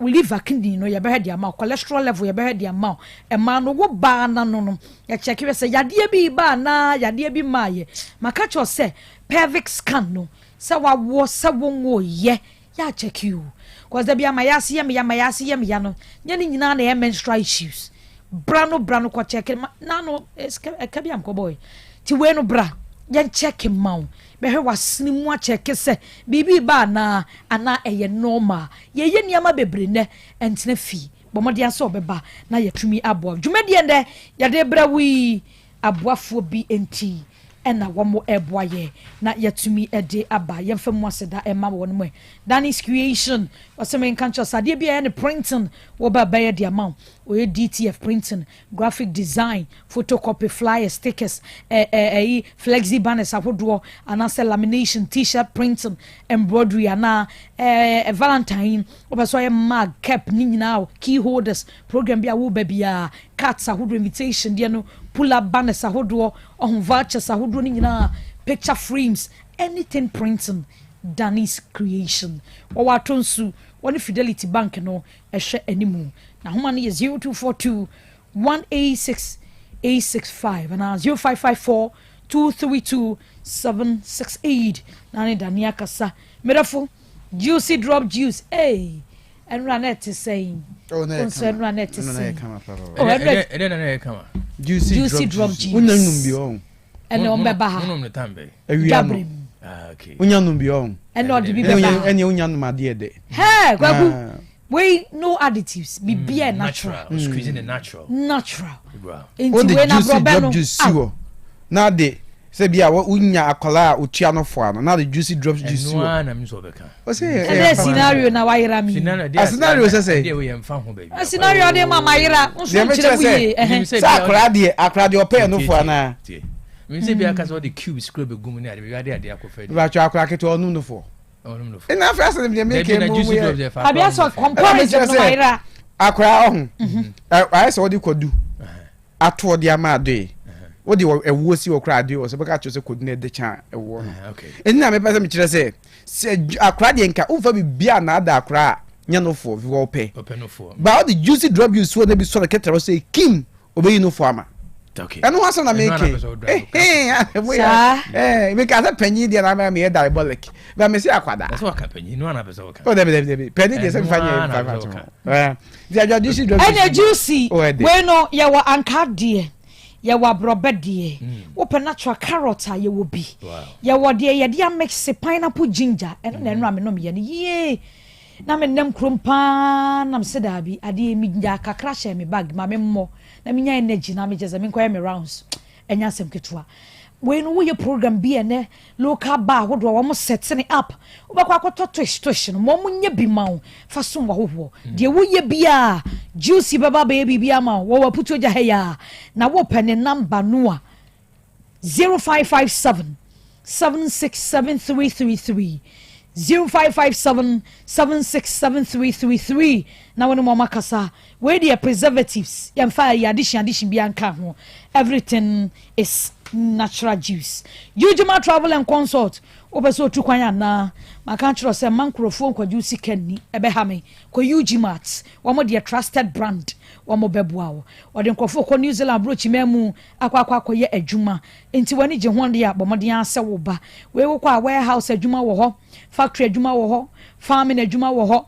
edian bibia wo mbenya de ama na requirement ni nie valid passport ye nya hwani de ni bia ye pe valid one o medical report ahodo ni nyina ne police report e wo so de ka ho e ba mesra wo yo ba ye be ma 18 years and above dia ready to work and one here what we assess kwa de ne wo de watu adi wo kwa ye adwuma benefit abenya no katria de betua no emu da ho eso pa baby abeda nso de eno ano no o travel o tu kwa support ahodo bi e wo se de ma wo no air ticket abefa nyina yesi ye bua no so trust on ye wo e okumase ha wo bua se dia yak towers ho ne ye wo ya homa ne 055 394 460 and 050 972 5633 now ni huge mats atumi abon komo Petrus cake we wo mi school ni entrance wa Christian service the main entrance one a Petrus cake aba bebo e why joint entity me open birthday cake wedding food bouquet dia wo pe bia obedi ama na me say anything cake and no cake no red velvet no hey o me any style be na ready be na mu eno me bahana ai and the sponsors ni be hu o ha into vanilla na wo pe chocolate cake na red velvet na ana say strawberry obo ho say banana cake ni nyina wo ye bio woni say fruit cake kura wo ho unya hu bi Petrus Cake Paradise and I make come for or Christian Service University main entrance wa most of my go many more Petrus Cake me say why a joint to tell mu anu hu mo when my home is 0243 563361 and 0506 033 197 Petra to me edin komo abofo ya da ma na ebu aso ya sene na enadwuma de srunkui yetumi adiabre ti wuma ya medofo enkachi beje o chit first come first serve tuba later na sa won kontem no ntibrantam na yenhwa wontam na de ampaya edwa good health and love Otec and by Greece Medical Center wo brema UGC ene wamde mfidie ni nyina free UGC abekrom ye fi ha se ya ye ba ba edwumadi no ede ama kwaku. Okay, Yemfa trends no and some yetefo. Government directs Cocoa Board to pay cocoa farmers immediately. The government has directed the Ghana Cocoa Board to immediately pay all cocoa farmers who are owed money. Finance Minister Dr. Cassio Atufosin has announced. And as I said, you will call him some unfortunate Strania Bassa. Na Ochase, and Prempria, a ban was she, a Ghana Cocoa Board, so on here in Menuya.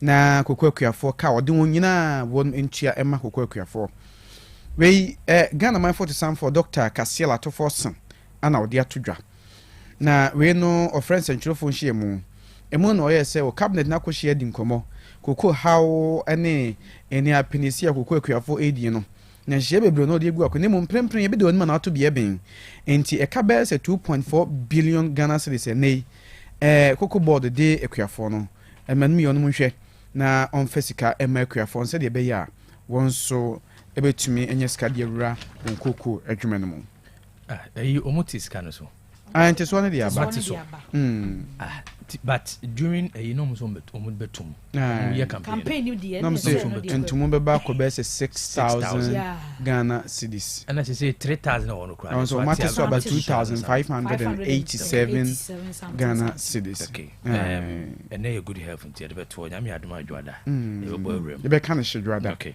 tino ye fan to fan she fridge okay e be ready entia akoyesa okay. Randy Abbey rejects minorities' call for his removal. The chief executive officer of the Ghana Cocoa Board, Dr. Randy Abbey, has dismissed calls by the minority caucus for his removal over recent reforms in the cocoa sector, insisting that the challenges facing the industry stem from decisions taken by the previous administration. Ebusia penny oda Cocoa Board wano Dr. Randy Abbey. I was in the Jumanon fan to one and fan to watching. Nina ne se edom kuma bra se before years o hekoko hu sem se de esi agent repe ene bonte so kura ba no a o se Dr. Randy Abbey oda Cocoa Board wa no o de adwuma to na Dr. Randy Abbey tia no se apeto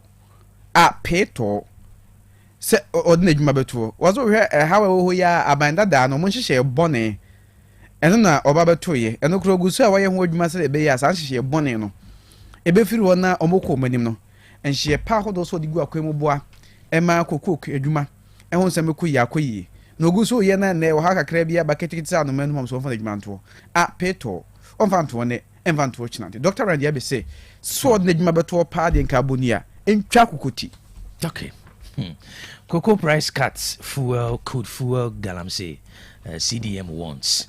The Center for Democratic Movement, CDM, has warned that the reduction of the cocoa price, cocoa producer price to 2,587 per 64 kg bag, could undermine national efforts to combat illegal mining, popularly known as galamsey.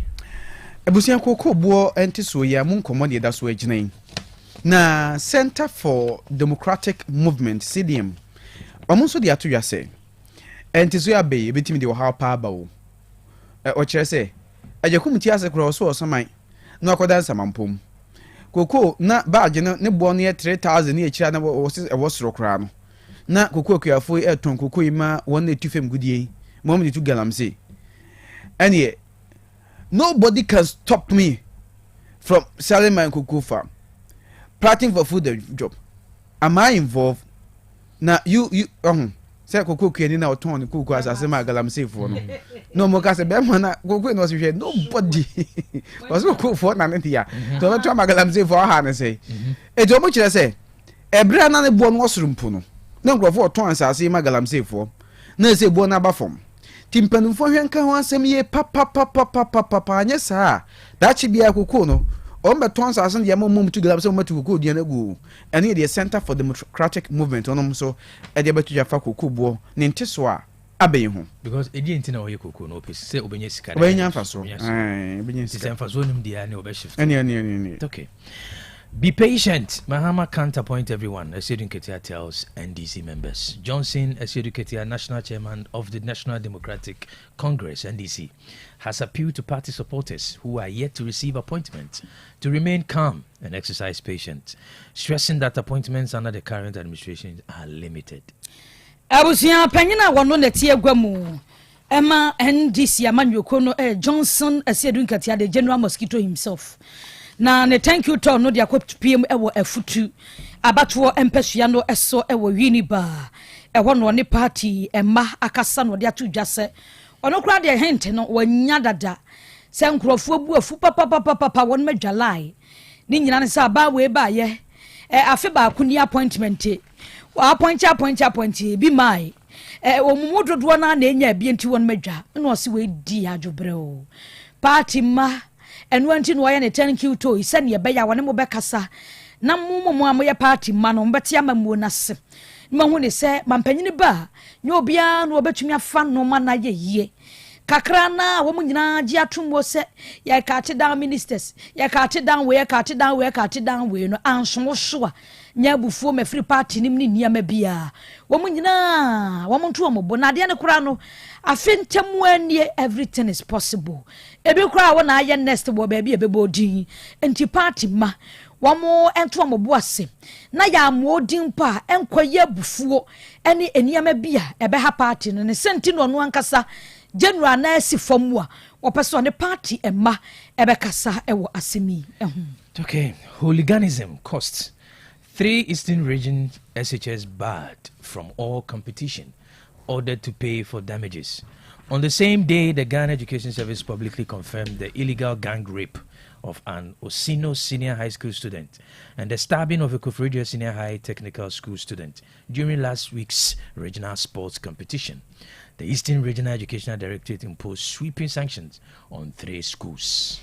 Abusia yanko kofo due na asem afiri wo ba di abusia munye wo be kai ya February ne da na etoso enan ediko ensia so ena na wo mo eye omuzona sports competition e kofo dua Youth Resource Center na sports competition ya wo mo eye ewi ase competition ni munsam e ba abonten na nya ne di kan na eye ewura bia wowo Osino Senior High School ya sisia no ababa beto edwa se enkrofo bi akwakoche no de kan se gang rape no asha ba ya no ene no akwakoda na busia sa asembo ye ba ye no na munyanya na omo kwakodi agura ekoba ne san ene omo kwakwa gang rape abaya ba kwi asemsebe ewi ase report e ba ye kire se wono mache enipa binum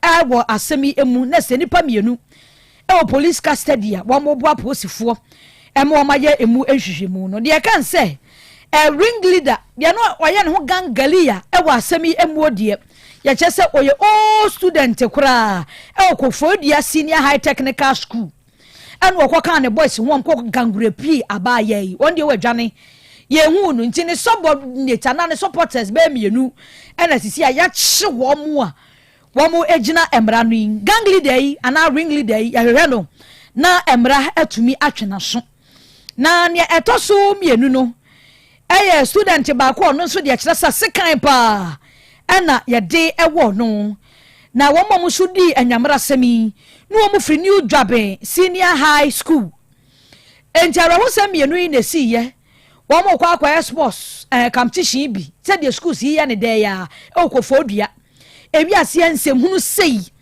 ena adesuafo bi ekodi ye na aka ho bi ema empenfo tenase free Koforidua de nkrata ba ye no director Dr. Ivy Kwaku Owusu wo kire se wo mo de 2 years band pa ena to Koforidua Senior High Technical School no so New Dwaben Senior High School no so and a new in Sutem Senior High Technical School.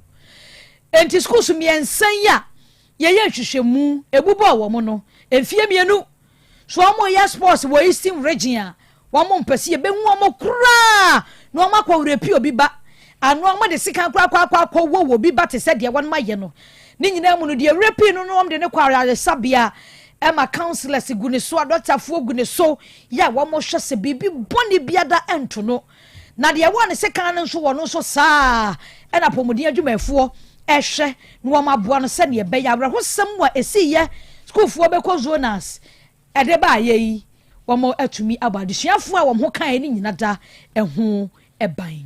Okay, nyame adma na wo twebe si mebehwe say your schools no are breeding grounds for gangs, and I say we are breeding leaders for the future. We a very big question. You better scrutinize this case going forward next week. Amwakohene directs MMDAs to submit gazetted fees, levies for scrutiny. The Ashanti Regional Minister, Dr. Frank Amwakohene, has directed all metropolitan, municipal and district assemblies, MMDAs in the region, to submit their gazetted fees and levies to the Regional Coordinating Council, RCC, for review. Asante Mantam Swafo Dr. Frank Amwakohene. He say wa share mensina e wo mantam ne mu nyina se eto ahodo mu je emra ugina so je to no ni nyina onfa ehun nsem emra na atan ekese mu wo Regional Coordinating Council ho no nhwem o say se abeto dwa se mensina ahodo ne mpanimfo binum wo ho no mu a ba bia oje to ofri no eye nkrofo a omo ye niyoma tietia Ghana mra so ene Jacob ni mfafre beto dwa amansia central se mpanimfo ho no mu adwuma de ma mansini no ebinom timi kwa galamse fo kwaje to de ba ba mu de be adwuma no am je de bi ni kwan se basa lam say for no crowd man so mu ya de nyi nti wotu mu ase wo say ko je to say wo show mu kutupa abali was kutu what kutupa ai wo show mu kutupa enti oswafo e kire say said ye be ya enimo mu ye nyina be ya de nam emra kwan so nti no onmenim ya eto bi obi agi ne mansini mu no emra onyina so gye ne ni nti oje sa ato no onfa ho ensem emra emeto mpanifo no mu nhwem se ene Ghana mra ekopepepa na fei wamoma to aso. Okay, ibeko amanone na ansana no mamiko social media na me acknowledge a few messages aba. Wasco G just good morning to you KOB. In fact, the farmers are not happy about cocoa reduction. Okay, teacher Kojo Tepa and so not one person in NDC anticipated possible fall of cocoa prices before promising the juicy 6,000 cedis to the cocoa farmers. Definitely, it was a big scam to get votes. Okay, side entry. Manson Kwasiake Kakwa. I say good morning KOB. I'm so sad because the President Mahama and then DC member did to cocoa farmers. Okay. Comfort Menka, I say Amen. I'm wondering why I say Amen. Felix Kwekuche, aka Grandpa Mekumo, say KOB, thank God. I'm +1 today. I'm celebrating with Dumso. Kwekuphobia, I was watching you live from Kote, One Down City Live. Where you come from and where you go, Ghana is sweet. But if you bantama, I say men are trapped by their words, bulls by their horn. Okay. Nurses, cocoa farmers, Guta, NSS personnel. In fact, the whole nation is giving today. Way any comment in account Facebook. Who join here? Comment, like, na share no bisunya binche. Yanko amanone nemfa ehonsem ensumete for Bangladesh. Nationalist Party claims victory in landmark post-Hasina election. The Bangladesh Nationalist Party BNP on Friday claimed a thumping win in the first elections held since the deadly 2024 uprising, with leader Tariq Rahman poised to become the prime minister.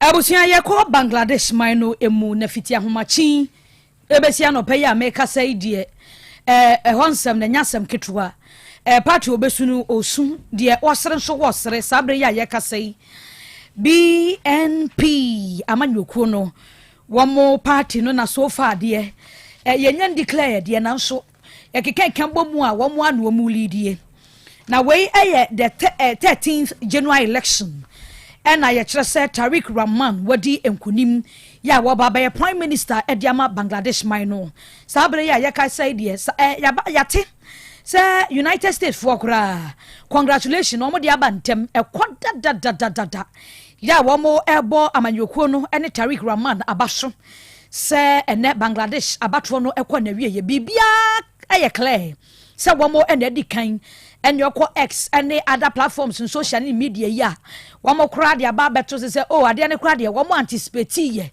sa abatwo ne nkwa na wie ye de na BNP amanyokuo no ya declare wonum winner na so womo ekre se ukwa polling stations awodo no a counting bebre no a de close down won mawie na so womo twen abatwa commission na ewo ho no se wode ensem nyina officially ebeba betu dwa but so far so good de BNP wonum na awinie a Tariq Rahman and womo de gidie no akwa ne nsem se wono emra me prime minister ewo Bangladesh man no emunti no wama batu afiwei womo eto ne dia no peya jaso womo ntwebe si makakra ntembo ebe so womo bebobo na yehu bebia bekwa akosi na nso hwe polling station ahodo abeba 212 seater BNP amanyoko na nyane dia na se clearly wonom awini Bangladesh abatwa womo ekoso no.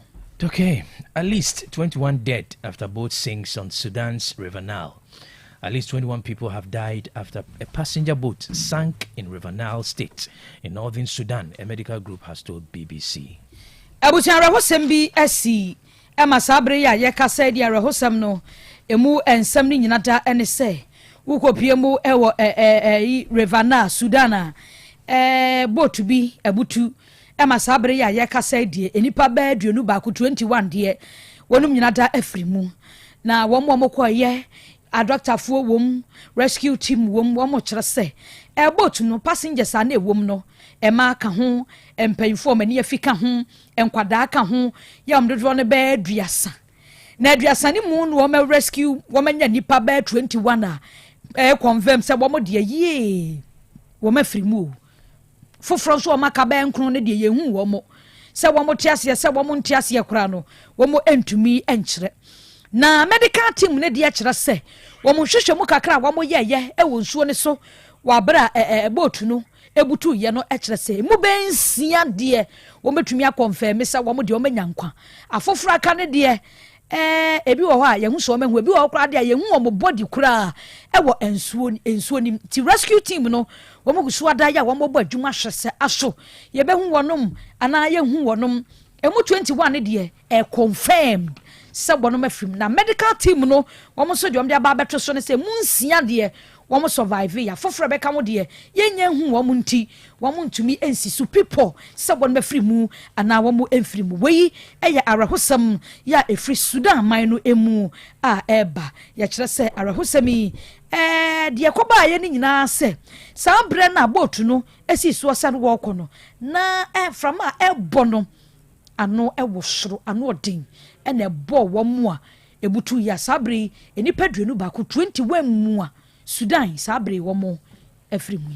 All right, yenyina arehusem so ni mfa Nyansapo trends ni si ha na yemfa seda no ekase ema yaboafo wo so yasene na no pa yetimi boaboa no ne de bremo Osbel Limited abushia bomode ya se wo kwa blocks papa ewo ho eho de ewu Germany bia maka cho se krom ha machines a ye de twa blocks na ho nkwa na bi wo enti machine na twa nia so chenchene kama corridor sabosam gasam jata cement no ekompa enti de ye adwuma case die uni problem bia to sell your contractor sa we ye foreman wo pe baby papa benya blocks ata ya for ni chim e wo Oxbel ne blocks factory wana kwakwaje wo de mesra wo pe solid no ana sa wo de no holo na wo pe standard blocks ne na wo pa ni nyina ebi e wo ho bia 5 6 ana 4 inches e de adwuma wo ho PVC nso PVC bia bodi na to di mame ye twa bi wo ho clay de concrete stone dear stamp dear asphalt dear nyina ye wo bi wo merafo baabi bia da wo bia no wo frɛ wo na wo kuma sen kwa de a ye se de kwa kojawo ye free ye koyagu prot ne so de ama loading fee sembia nim atua me off there bi bibia nim ya de be kwa kojawo ye kyerɛ kwa ne so de nya ira kwan wudu kasia baabi a nanon mozami fo dan ne wo na so dan no ye ne hwɛ animu bon se ye de sign board na bokwan kakra factory ne wo kwan ne ho pɛ ya homa ni free Charles Bell e wo 0244 377 612 and 0244 0244 043 E05 0244 043 E05 say blocks e wo krom ha wodi besi dan e kire din ama ho atwawo a yakọ Osbel Limited na kwakwaje wodie abusia Osbel Motors nie oseme nka ncho se Honda Civic Accord CRV Integra Breeze ni nyina da ebi ewo ho merafu Honda cars no bebre no a o so pe home use tia rubber ana adean electric charger cars bia wo pe bia kwakwaje bi wo ho eba no Toyota cars nso a Venza Frontlander Wildlander Highlander Tundra Land Cruiser Jeep RAV4 ni nyina ya de bi aba de kwadwom ne yewo ya de despite abrosan no ena ehwe animu ahoma ne ye 0244 377 612 0244 377 612 na oni teacher Osbel na nano pay ye chia o abusia youth opportunity and transformation in Africa yota se men kan chro se bomodian se ba bia wo bia no obeba na waboa wo oba se ya wo fa nkrofo ode o ma fantitiem wo wia wanya adwuma aye we ya na wotwe no bensia 6 weeks wo wia yota ma wadwuma hospitality industry ba bia wo kwa kwhye wakwa akoye adwuma na we kura de wasi no watwere bia na se wato adi merafo fra wono mo wo pa adwuma nko a no mo ntetewo a 0501 499 424 0501 499 424 da sebre mu plus capsules ninie da sebre mu plus capsules ninie we na bebo support immune system no a repair niama adamejie ebeboa ma sciatica pains ahodo ni nyina dako medafue wo ya dwuma kakra wa wo tenka pa se wa chibra mu nyina ya wo ya asa wona wo nsa nyina ya titire a eda se braduro na make amfo de ama wo ne wo da se bra me hya ne wo ho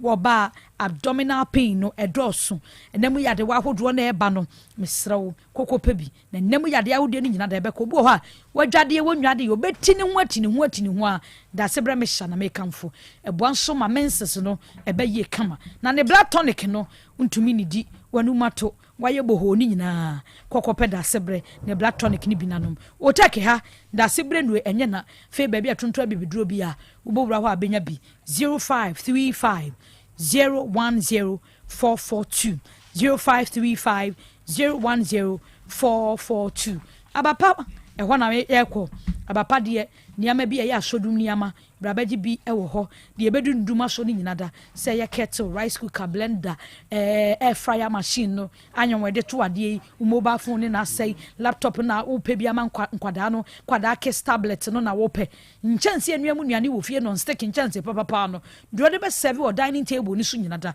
ebi ewo ho fufu pande machine popcorn machine machines no body ya delivery so ko ba bia eye abapa mo tafo 3 miles saka park ekwan ho hwa ne yewo na anim se live band so de na ano ye yas nyasem ketwa Hyper Plus live band machine mu de say to program bi a wo ya wo be nya correct band fra wonum 0593 386 133 and 0593 391 848 na wonde wonum akasa Donima City Complex adansi onyema kroma de hwa na da etanse edi hu adansi e kire we frisa akaka ye egudie so enum Donima nyema contractor for giatma di hu adansi hu nyema se the other board dance so abefo kwan so tropical long span roofing sheets no se air strips ibia step kala bia opebia afi tropical losing and galvanized standard size sheets se plain and colored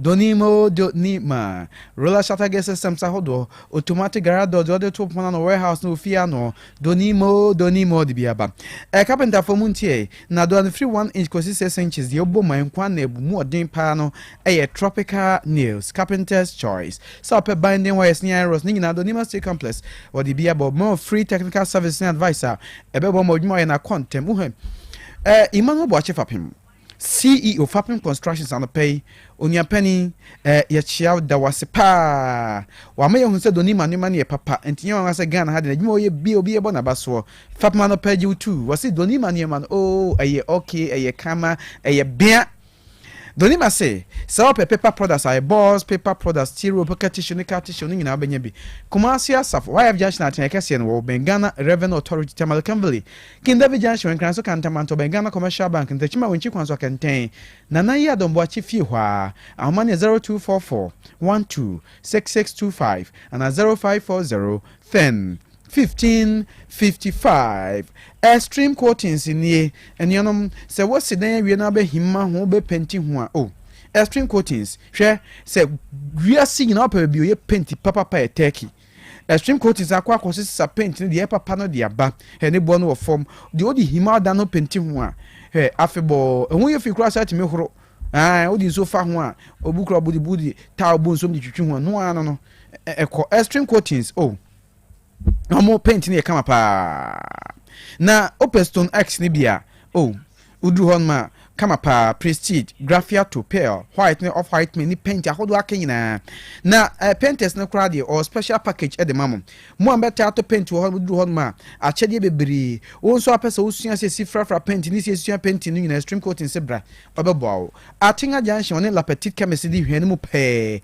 na homa no ni magic numbers 0200 922202 0200 922202 ejaba jewelry nie hwe ekroma de enkaponka ni nyina sikampempena de ahodo ni nyina ejaba jewelry no masen ase e de man so ni hudwa and say gold drink and diamond drink and ope sa ope promise ring engagement and wedding ejaba ni o ejaba ni ejabo fancy rings, necklace, waist chains, baby sets, lady sets, men chains and anklets, ejaba jewelry. Drew Hay, Peso Trodin Gumo, Betrodin, the Peso Sima, or Bessia, where you order so to know their bro. A Jabba House, Prampet, the 2nd Street, Marcia Doom, Mensha traffic lights, the Jabba family house, who home, our Honoma. Ahmania 03220 26708 and a 0277 10 44 88. The fearsome 3 near hey, and run Tassano near a Hepa Plus Pavi Plasmos, and Yanum Swan of Rabia, wow, dear dance break and once Samonyanum Binsu dia brak, no Binibedia dance, Yadibi Titi will be Hepa Plus near General Wabe Bomma on Common Jana, so Pavni Plasmos the 3D, a betuas or Camboma, in Saint Chanan Qua, on Super Woninsu, to the Opebian Ubo take from a Benyabuko, you turn Rubian, so a Hepa Plus Pavi Plasmos, a 0542. 778572 and a 0542 807 907 bio 0591 367898 Otasuni Siampo at Central Focus a Corontia Casa Paulo Casa Sumai Rebecca Sam Casa and Preposa Mada Sanina Krukra Amomatel and Camp Otec School of Journalism and Communication Studies. Ebusia say up so usia the Queen Fast King Kasi Associates Pause and also Citro Nina audio editing, video editing, graphic design, blogging and vlogging. Oh, bra, Odem. Was an SSC Uba Bejo, when you French Junum Chronigins and Children Hall Joe, a level form of them. Otec from her Kumasia Swanson, 0547 823 005 and a 0243 842 007 K.O. Bay.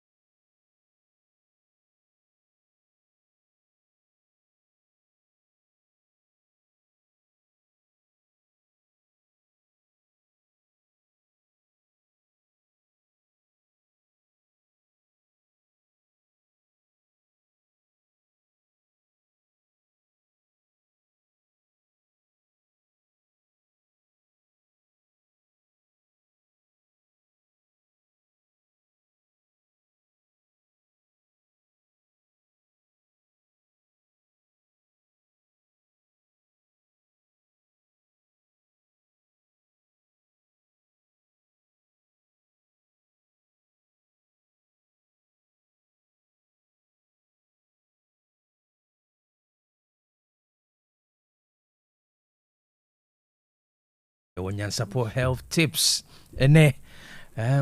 apart from Nyansapo health tips no furniture mo Otec FM ha na be hwe wapomodin na be hwe onipaduam yade ahinta no nyina no nya adaje na gibrema nipadua no dietitian ayekrado ewano ahoma no so ne betwetwe nkomo. Good morning dietitian Afua Owusu Ansa.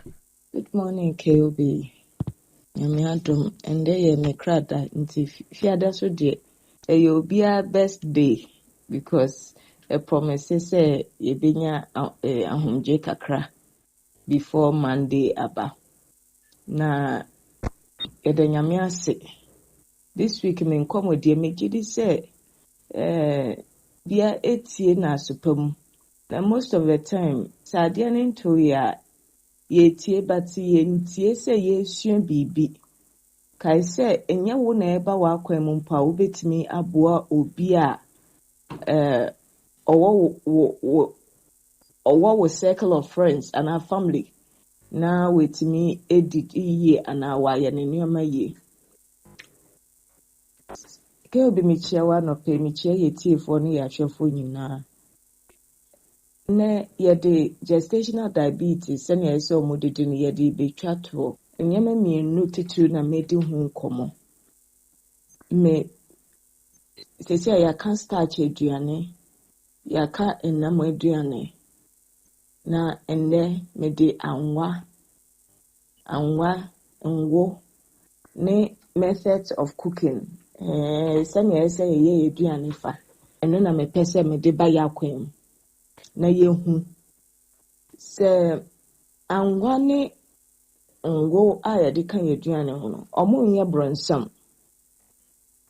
bronsam in fact se kan aduane ho a ebuama ya honden ebuama nnuane dro ni bi wo ho a nti se nwane ngo enka waduane wa na eche se bibi beto sin e wo waduane a wudi no we eye obi a onyema se wedi 35 e kona wonyema kai se ubetimi abo ho ban fit gestational diabetes ho wenya so a se na ese se wo ye wonyema unya ya sa na ese wudidi na wode bo ho ban se ye ka ngo a ngo wɔ ne mfa so ne nenso a ɛwɔ ho a afidie yi ma me obi ehu se aduane bia wɔ ne nenso ɛyɛ ne level of saturation ye friend no saturated fat content ɛwɔ ngo ni cholesterol ngo ɛwɔ a lot of saturated fat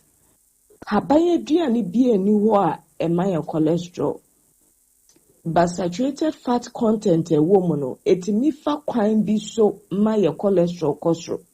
But me twi mabom na me de ngo kakra gum me kafra mpo a wo hu se ngo wo mu a. It is enough for the body to give me all the benefits from this ngo a me de aka meduane. Se me ewo mu na me ye salad na me nya angwa bit is coconut oil, virgin coconut oil, which is known to be very good. And also the level of saturation, so but a very good yenim say it mean po increase good cholesterol no. Na it mean ekun bad cholesterol no.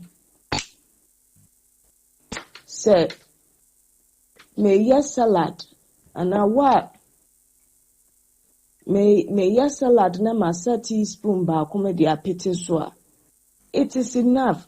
It's a form of me your friend is saying salad dressing ni peduano ebeyi mfaso bi ewo atosode na me de aye salad na wa anwa na me de aka on aboama etimi ewura wo wedie no nti untimi nka se Yenuanu bebre a yedi no yewo nnuanodro bi a ye from fat soluble vitamins.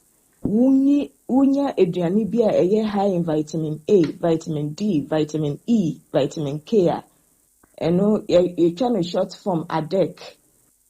Omo ye fat soluble vitamins na eche se anwa ananwo nka waduane ho a sa nnuanodro no wo nhye da enya.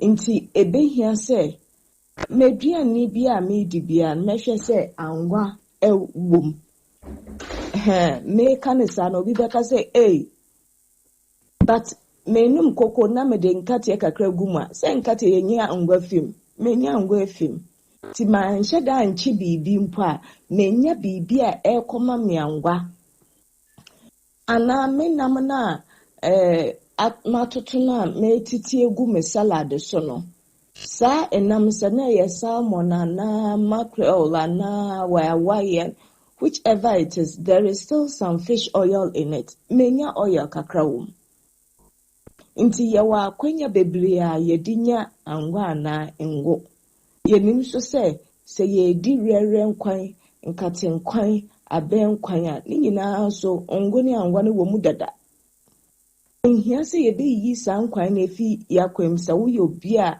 o bon be fi gestational diabetes and our gestational diabetes but ye hwe ahonden a efi anwa ne ngumu na ye hwe ahonden efi enam ne starch aduane mu a anwa ne ngo no de no e wo soro pa in fact times 2+1 nti ade ase wo nhye da nye adwuma bebre a ye say emmoa se wo de anwa anangu bebre be ka waduane kai hu se me se udi ngo se no ngo pao enwa enao the level of saturation was true nti se me di kakra na eche se me exposure to saturated fat no se nya ebetimi nyame no e wo fam but me di no dodo so that means I'll get more of that nti me di ne nkaka na de bia metimi ato aso edi na me di ne bebre na ekotwetwe asema abre me de me di ne nkaka na edimi akọ till the time anyame be free me. So there is no need to restrict oils in your food. but yenhwe bibi to say palava sauce ye kontomire stew a see kontomire stew dia jengo wa wonim say wo de ngo enough egum but science anya we need that so say wo pese eni no eye ninti say eni no eye say uhu a we need je palava sauce nti ngoro ye hwie gumu saa because sanya kontomire no wutwitwa ete no one fe bebre nguma wunhu ngo no but ewom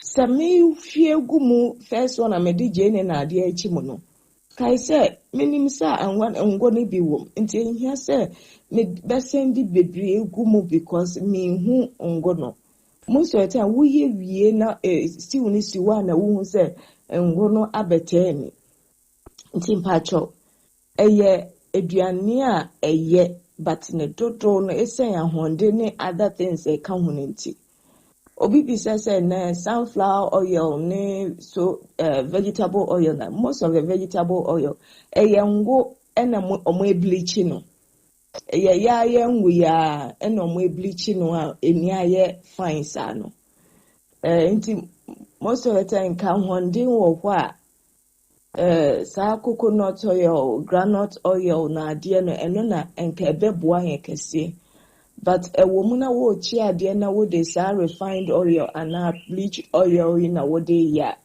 enya ade a wota yenti enyi ha adwensa ba fidie susu ma chense na ese ye che yangumu ana yangumu in fact ngo de ye mfa nchi ade because when say wo di si ja so enche na astate inwusie astate fimoba na chese na heating point na very low wunya di sija so enche na astate she sa develop stradi be fa na transfer ta ese akoma no nti ya de ngo eche ye kokko ya de ngo eche adana wo ye stew a wo de ngo ne besi so wo pese mu ye hyansa wo di jeni aka wo de isese ayenye na sa ye wunsa wo yesa na chese uni kromusa but wuhwie ngo na egum na in fact chance ne nsi jaso na wo de ngo ne je ne wo momone a wo de bebo ase no wo de egum anse wo de esi jaso nti say ngo no start say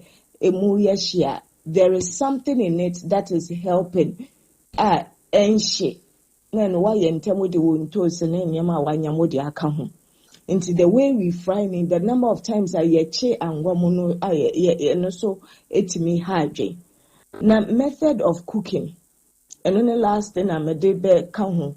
Method of cooking, nature say, yes, and nyama ubetimi atoton, ubetimi anwa, ubetimi aho, yenesa instead of say debia ye che nyama. Because makasa hondi if you mono doso.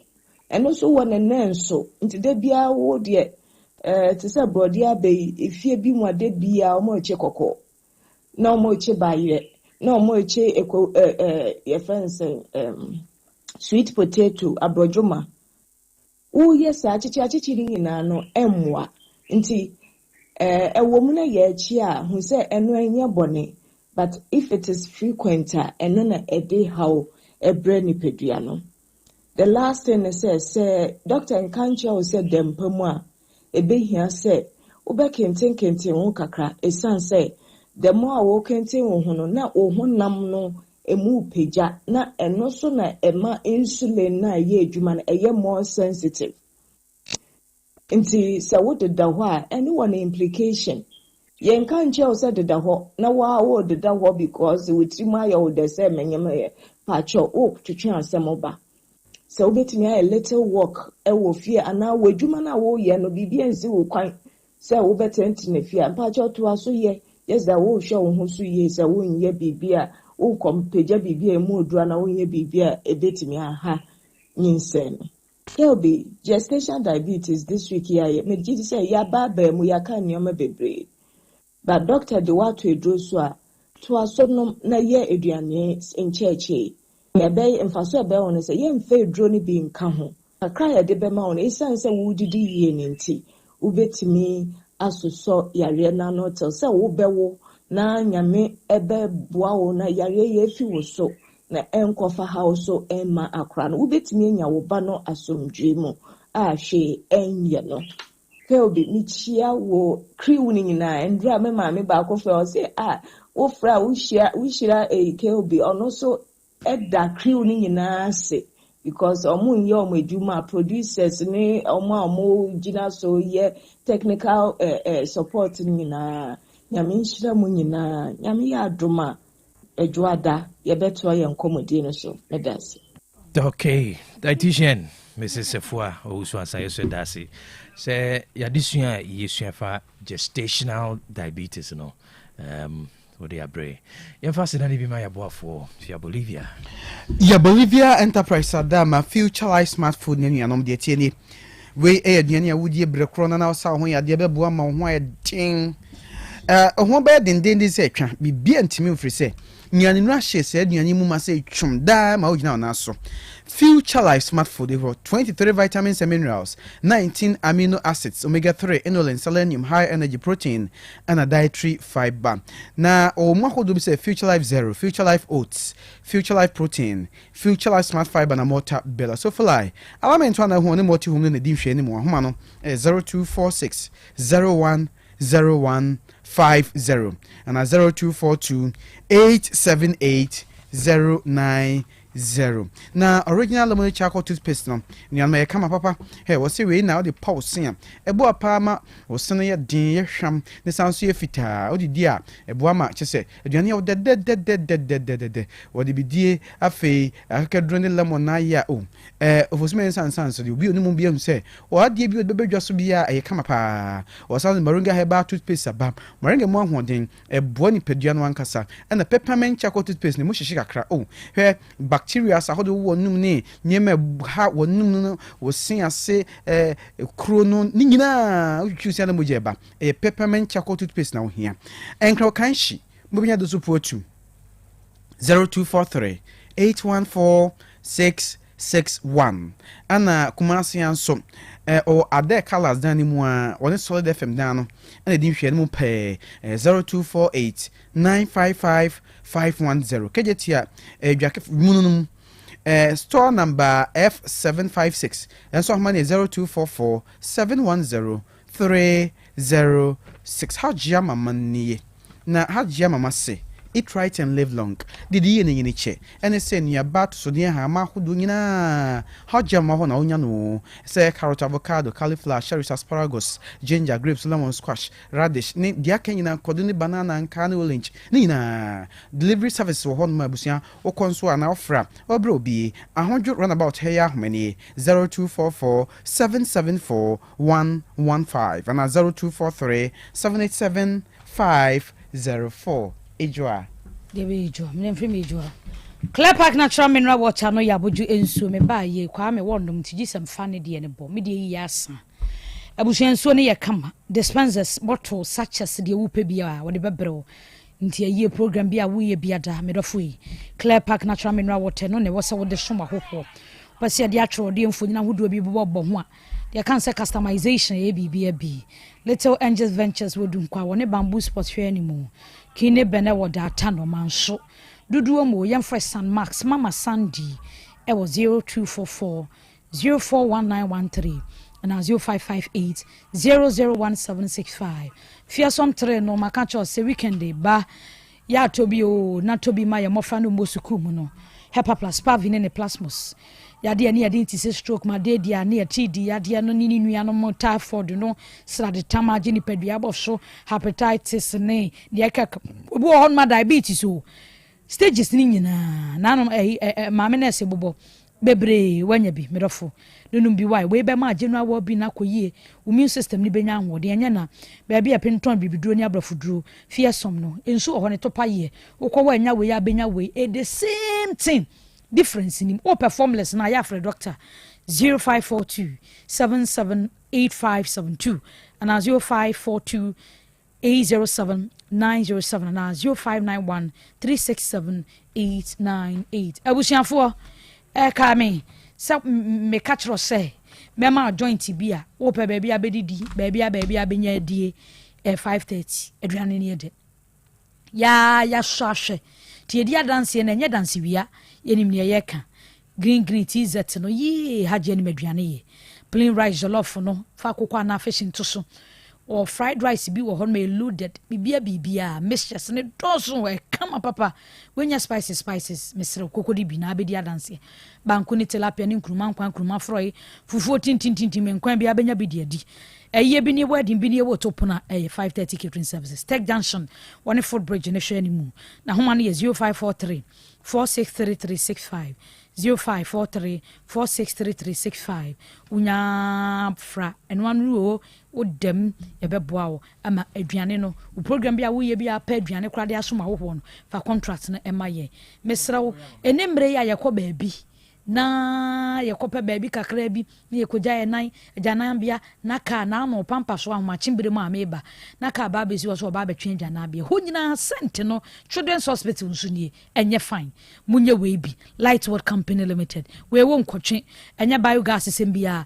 enye covid sembia enye cement blocks iron rods sembia dissolve se de edi netie na no dissolve ne ho enka pampan bia ne akire kokọ so hwe wo take ha fitimre santre enu an ye yusua said ye kwa asona bakọ hoi ade enye hwe enu an etie ena ano na kwa afaki egu ni botom na mehwehwe eje ni boatin fa mi hu kisi ne die edi amabobo yi eje nim nie asona ban nie ekwa nie omokọ ase wadi kigu ebotom na mehwehwe mi hu meso ye yusu ofi ha problem bi ye ne akire ade me ya ebia ma ojidwa makwa muza pramso hine na jampontwe otoso mienu wa ye bi ho na na mafo april last stop wa ye bi ho na na usuma kru market wa Martyrs of Uganda Jubilee School hwe adisiafo dom dodoyi enu abia na omu yusuo Samtak Farms bi wo ho Reverend Isaac ama nkwaso kobu aman obambroman ya ye bi wo ho Mesraw Christ the Teacher College of Education fo nyina ye bi Prempa Assembly ho hwe programs e koso dia sanyina de ba wo ho still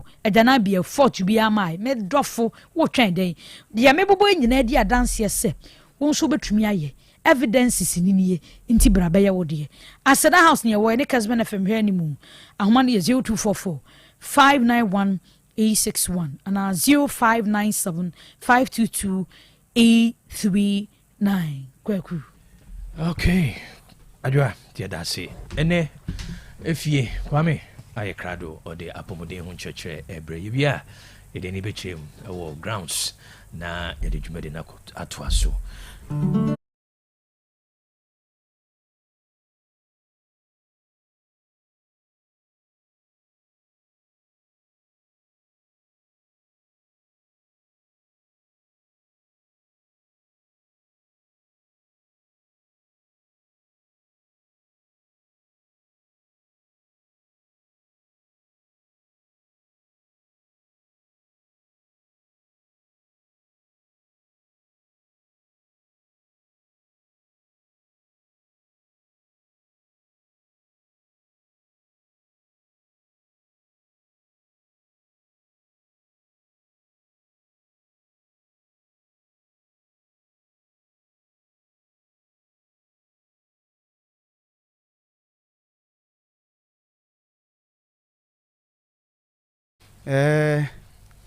Ene yebesua adie bi ebebeba no penesi kwase adua ntia so mpere no okay yebekirem na nim se na no ada de ne koto ntentenfidie ne so on ho akọ kasa conforce ko no a generate heat papa enya sebketwa the comments are they very interesting na they also o man 40 as you say issues of historical facts and historical antecedents and near my year abakosem no untimi nsesa no untimi nsesa no na nananom bibia no ye bia no na aye abodie su ene ne ban ne ne atwa ho hia ho suen hunu na ode nwene ensem de hihye nsem empa mamre ne niema hodo bia no ye no ene na ode ye tina omo wontrim emfa asem amana nka asem bia so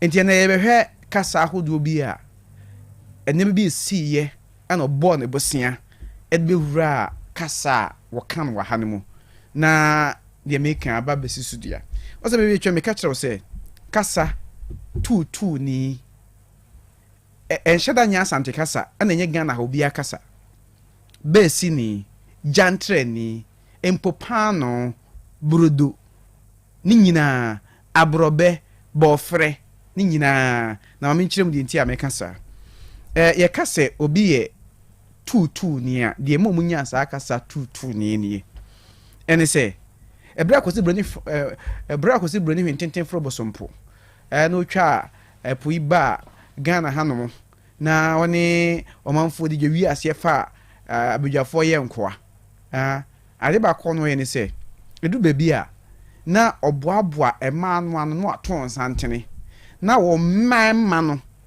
ayi bi o mo penu makoda ndidi na wo ye ne se so to mo santene sa anu a mema mpenimfo na ye modwuma mpenimfo ne ba o de obeyi bi anu ne ko na de no be no na akoye na edu baby a na mema ne bi wo hono mu a ya no mo ye greedy enti no obo ma no pese o kama ne boso miyinu na se wono aka ho mo ma ye miensa no mo de omu ko na de omu ko mo akwakoye ene ba sa o mo mpani mfo na no you are going in twos and say cheza mo ko miyenu you are going in twos enti we ne be ye ade da ho no mu a o mba no abefo mo ko na bi wo ho nso a o mo kwa no ma mo broni pound ni bi so ho Timan bi wo hono ma ebeye wonde eti se on be form no mdo mu kwa no mani age no moko nti man na beye wonde na no mo yes ade no na esi ewe mu de omo bo two bra ni bi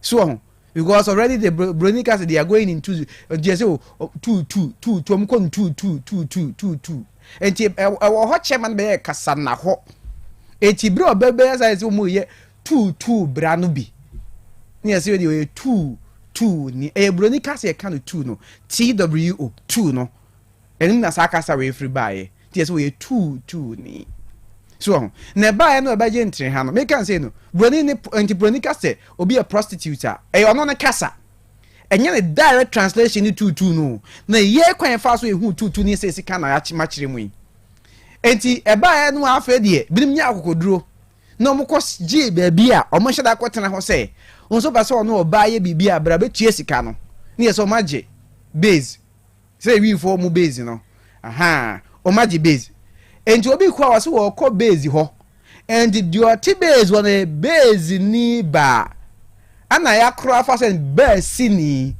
de kasa broni kasa e friend base no ana ye kan no base ni ti ase wo we o ye base ni ba se base ni ba kwaje base wo che wono ma obi ni koda no waje ni sika so na sa de ntie kan jantra from the word gentle Christo somba yo mu preach them say we o say ka gentle ama mamu ni na ama mamu fo to mo say sa bra na wo bo no ama mamu fo kra anye dey e mo sa bra no ana say ama mamu fo na esa only Gentiles and the yes and so a jantreni so from the word Gentiles so enti eniema bi esisi ase broni ba na dancing cry on say ade no e kenten che sa aye no anana mahima no yi a omu ya na se kenten butu omuti no ni dina nka se kenten che nanso broni ba no se ase crown no mo dey sandom say dancing crown ana ye na nanam so omo kan omo se broni no say ade ne ye kenten che o ba say friend dancing crown ana be dancing crown so enti onyema bere wo ho no a eye abodie su ne ban niema atwe ho hya ne si ye ne bi ne ma ye hyehye sa akasa no enti already no na se da nye ye kasa ye ka na emum ne si ne ma ebo ne bosia ye hyehye sa akasa no tinse bo ye kana wonte da nam se ye ka to mfinhia pi ne ntino ye be chewa hwe a ye mbehyew so ho nti ase sa na du ba bi so a yensua yesua nse be boaye pano ore Portugal Spain any other countries na me kind power me kind pain so on to me buy no omo kind pain ye kind pano from the word pain now omo kase mo no na ye kind pano amana ka ho no mo German for friend brood out of the word brood no na ye na nam kind burudu so on eti saa na se me hye ka saa kasa no that from echi odi nti e kan bro be ne bofre so on ti en chan so sa afi hwe be ni enko kwase dua yentia so mpire no ebe bia maka cho se ebe bia ona bose ana ebe na bi so timi wo ebe ne bi so ho ebe no ebi timi wo ebe ne bi edina da me ka say won ho an kwaka bra konfo abesekro eno na wo won ho an kwaka se konfo sekro so ho odi to nchene a o pass ma ka kire radio ka kire mframe ena wo pass ma ka kire radio ka kire mframa na sa kwase de ntua so mprenu no ebe na bose pai se kwase nyua ye ntia so mprenu ana obi kan ni nyawa kwase nyawa ye ntia so mprenu ye ka se obi nyawa ne nan wo nan ene unyawa no enti wo hwa awura mu aboba ko ni mriketu pa ye otwe enti sasam tu obi a otie se otwe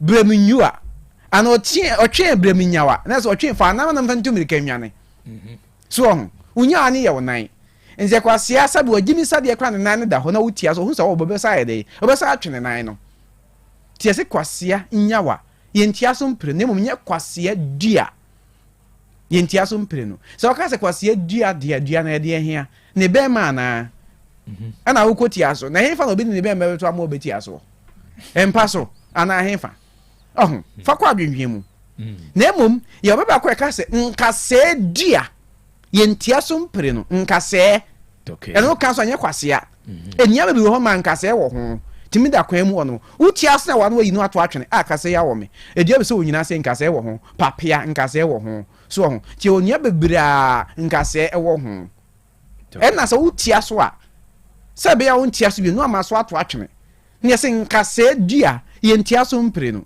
en mega jo se be ahodo kasa kwa ahodo ene kasa nkasa ahodo na amhyehyɛ to hɔ no wa mo wontim niam bi esi o bobre bi so ne niam bi na mo hyehyɛ sa kasa no je nyina chance de duru hɔ no ma yesua de e de frem ke o bi ye kwa nim hɔ no mo Kwame Ajenim Boateng. Yeah, good health. Abusuafo ye na Kwame Ajenim Boateng. Nana kokoto ase sanso na mame adwanya tatando. Wabeka me home the first section of Nyansapo no. Ye de abewi sabri ye nyina yebekɔ anim hɔ sɛ unyam free ma ya bomode sɛ odi wani beche mu Otec FM your premises are good health and love ekoso din bra na gibre na hwe wapomodin na ehunu yade kro ade asie ni padua nim no o gibre a series of screenings ye test bebre by Grace Hospital ewa Otec FM yafa ekanefa test bia be running in no yafa half of it and into bra 50% yafa ye kire odo e de ama ye chiefo ni adofo nyina enu ti se unyama ya fo ni chemo Otec 102.9 bra ye premises a na yenhwe wapomodin ehun sensem apomodin mapade eno ane hepa plus mixture apomodin mapade eno ane hepa plus mixture Unia, Pavi, and the Black Smokes Mr. No, malaria dronana. Anne, say an answer. Who bet ye the same wife, you tested positive. I no be no. Says he a malaria one in I'm in negative. Adia, 1 hour, Hepa plus mixano, and what do you swabba?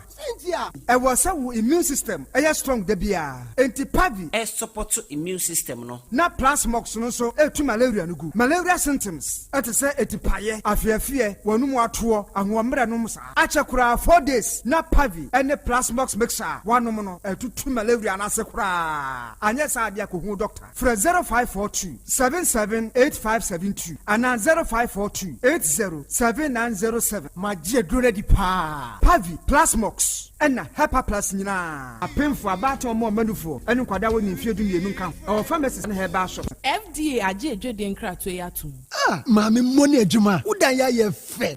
Mira me da say. Na esomo ye no na aka o. Ano de anyine ho mame. Aha dan a ya boso fefefe nyina. Eye Donima C complex ahunu se. Etoda enua ye de boya dan so no. Eta hunu anase mpo emuta kokko a. Eba sa na dan ne nyunu. Enti odi DSL alloying steel trusses. Enadia ye de go dan so aba. Eden bia utumi di go so. Efo ena enwe na achi. Enti so di DSL alloying steel trusses yi e go dan so wia. Na wo di Donima NMK premium roofing sheets and chancing aboso aka ho. Oh, na chese adwuma na NMK premium roofing sheets and chancing Donima dia ben. Ye o ma hodo. Ye wo NMK NMK Law Span, Alozinc, and the Governance, IBR, and NMK Nails. Emupianso, Saunisika, Donima, Emotrian Kakran. When your latest producer, Donima Diaba, Abeka Dadane.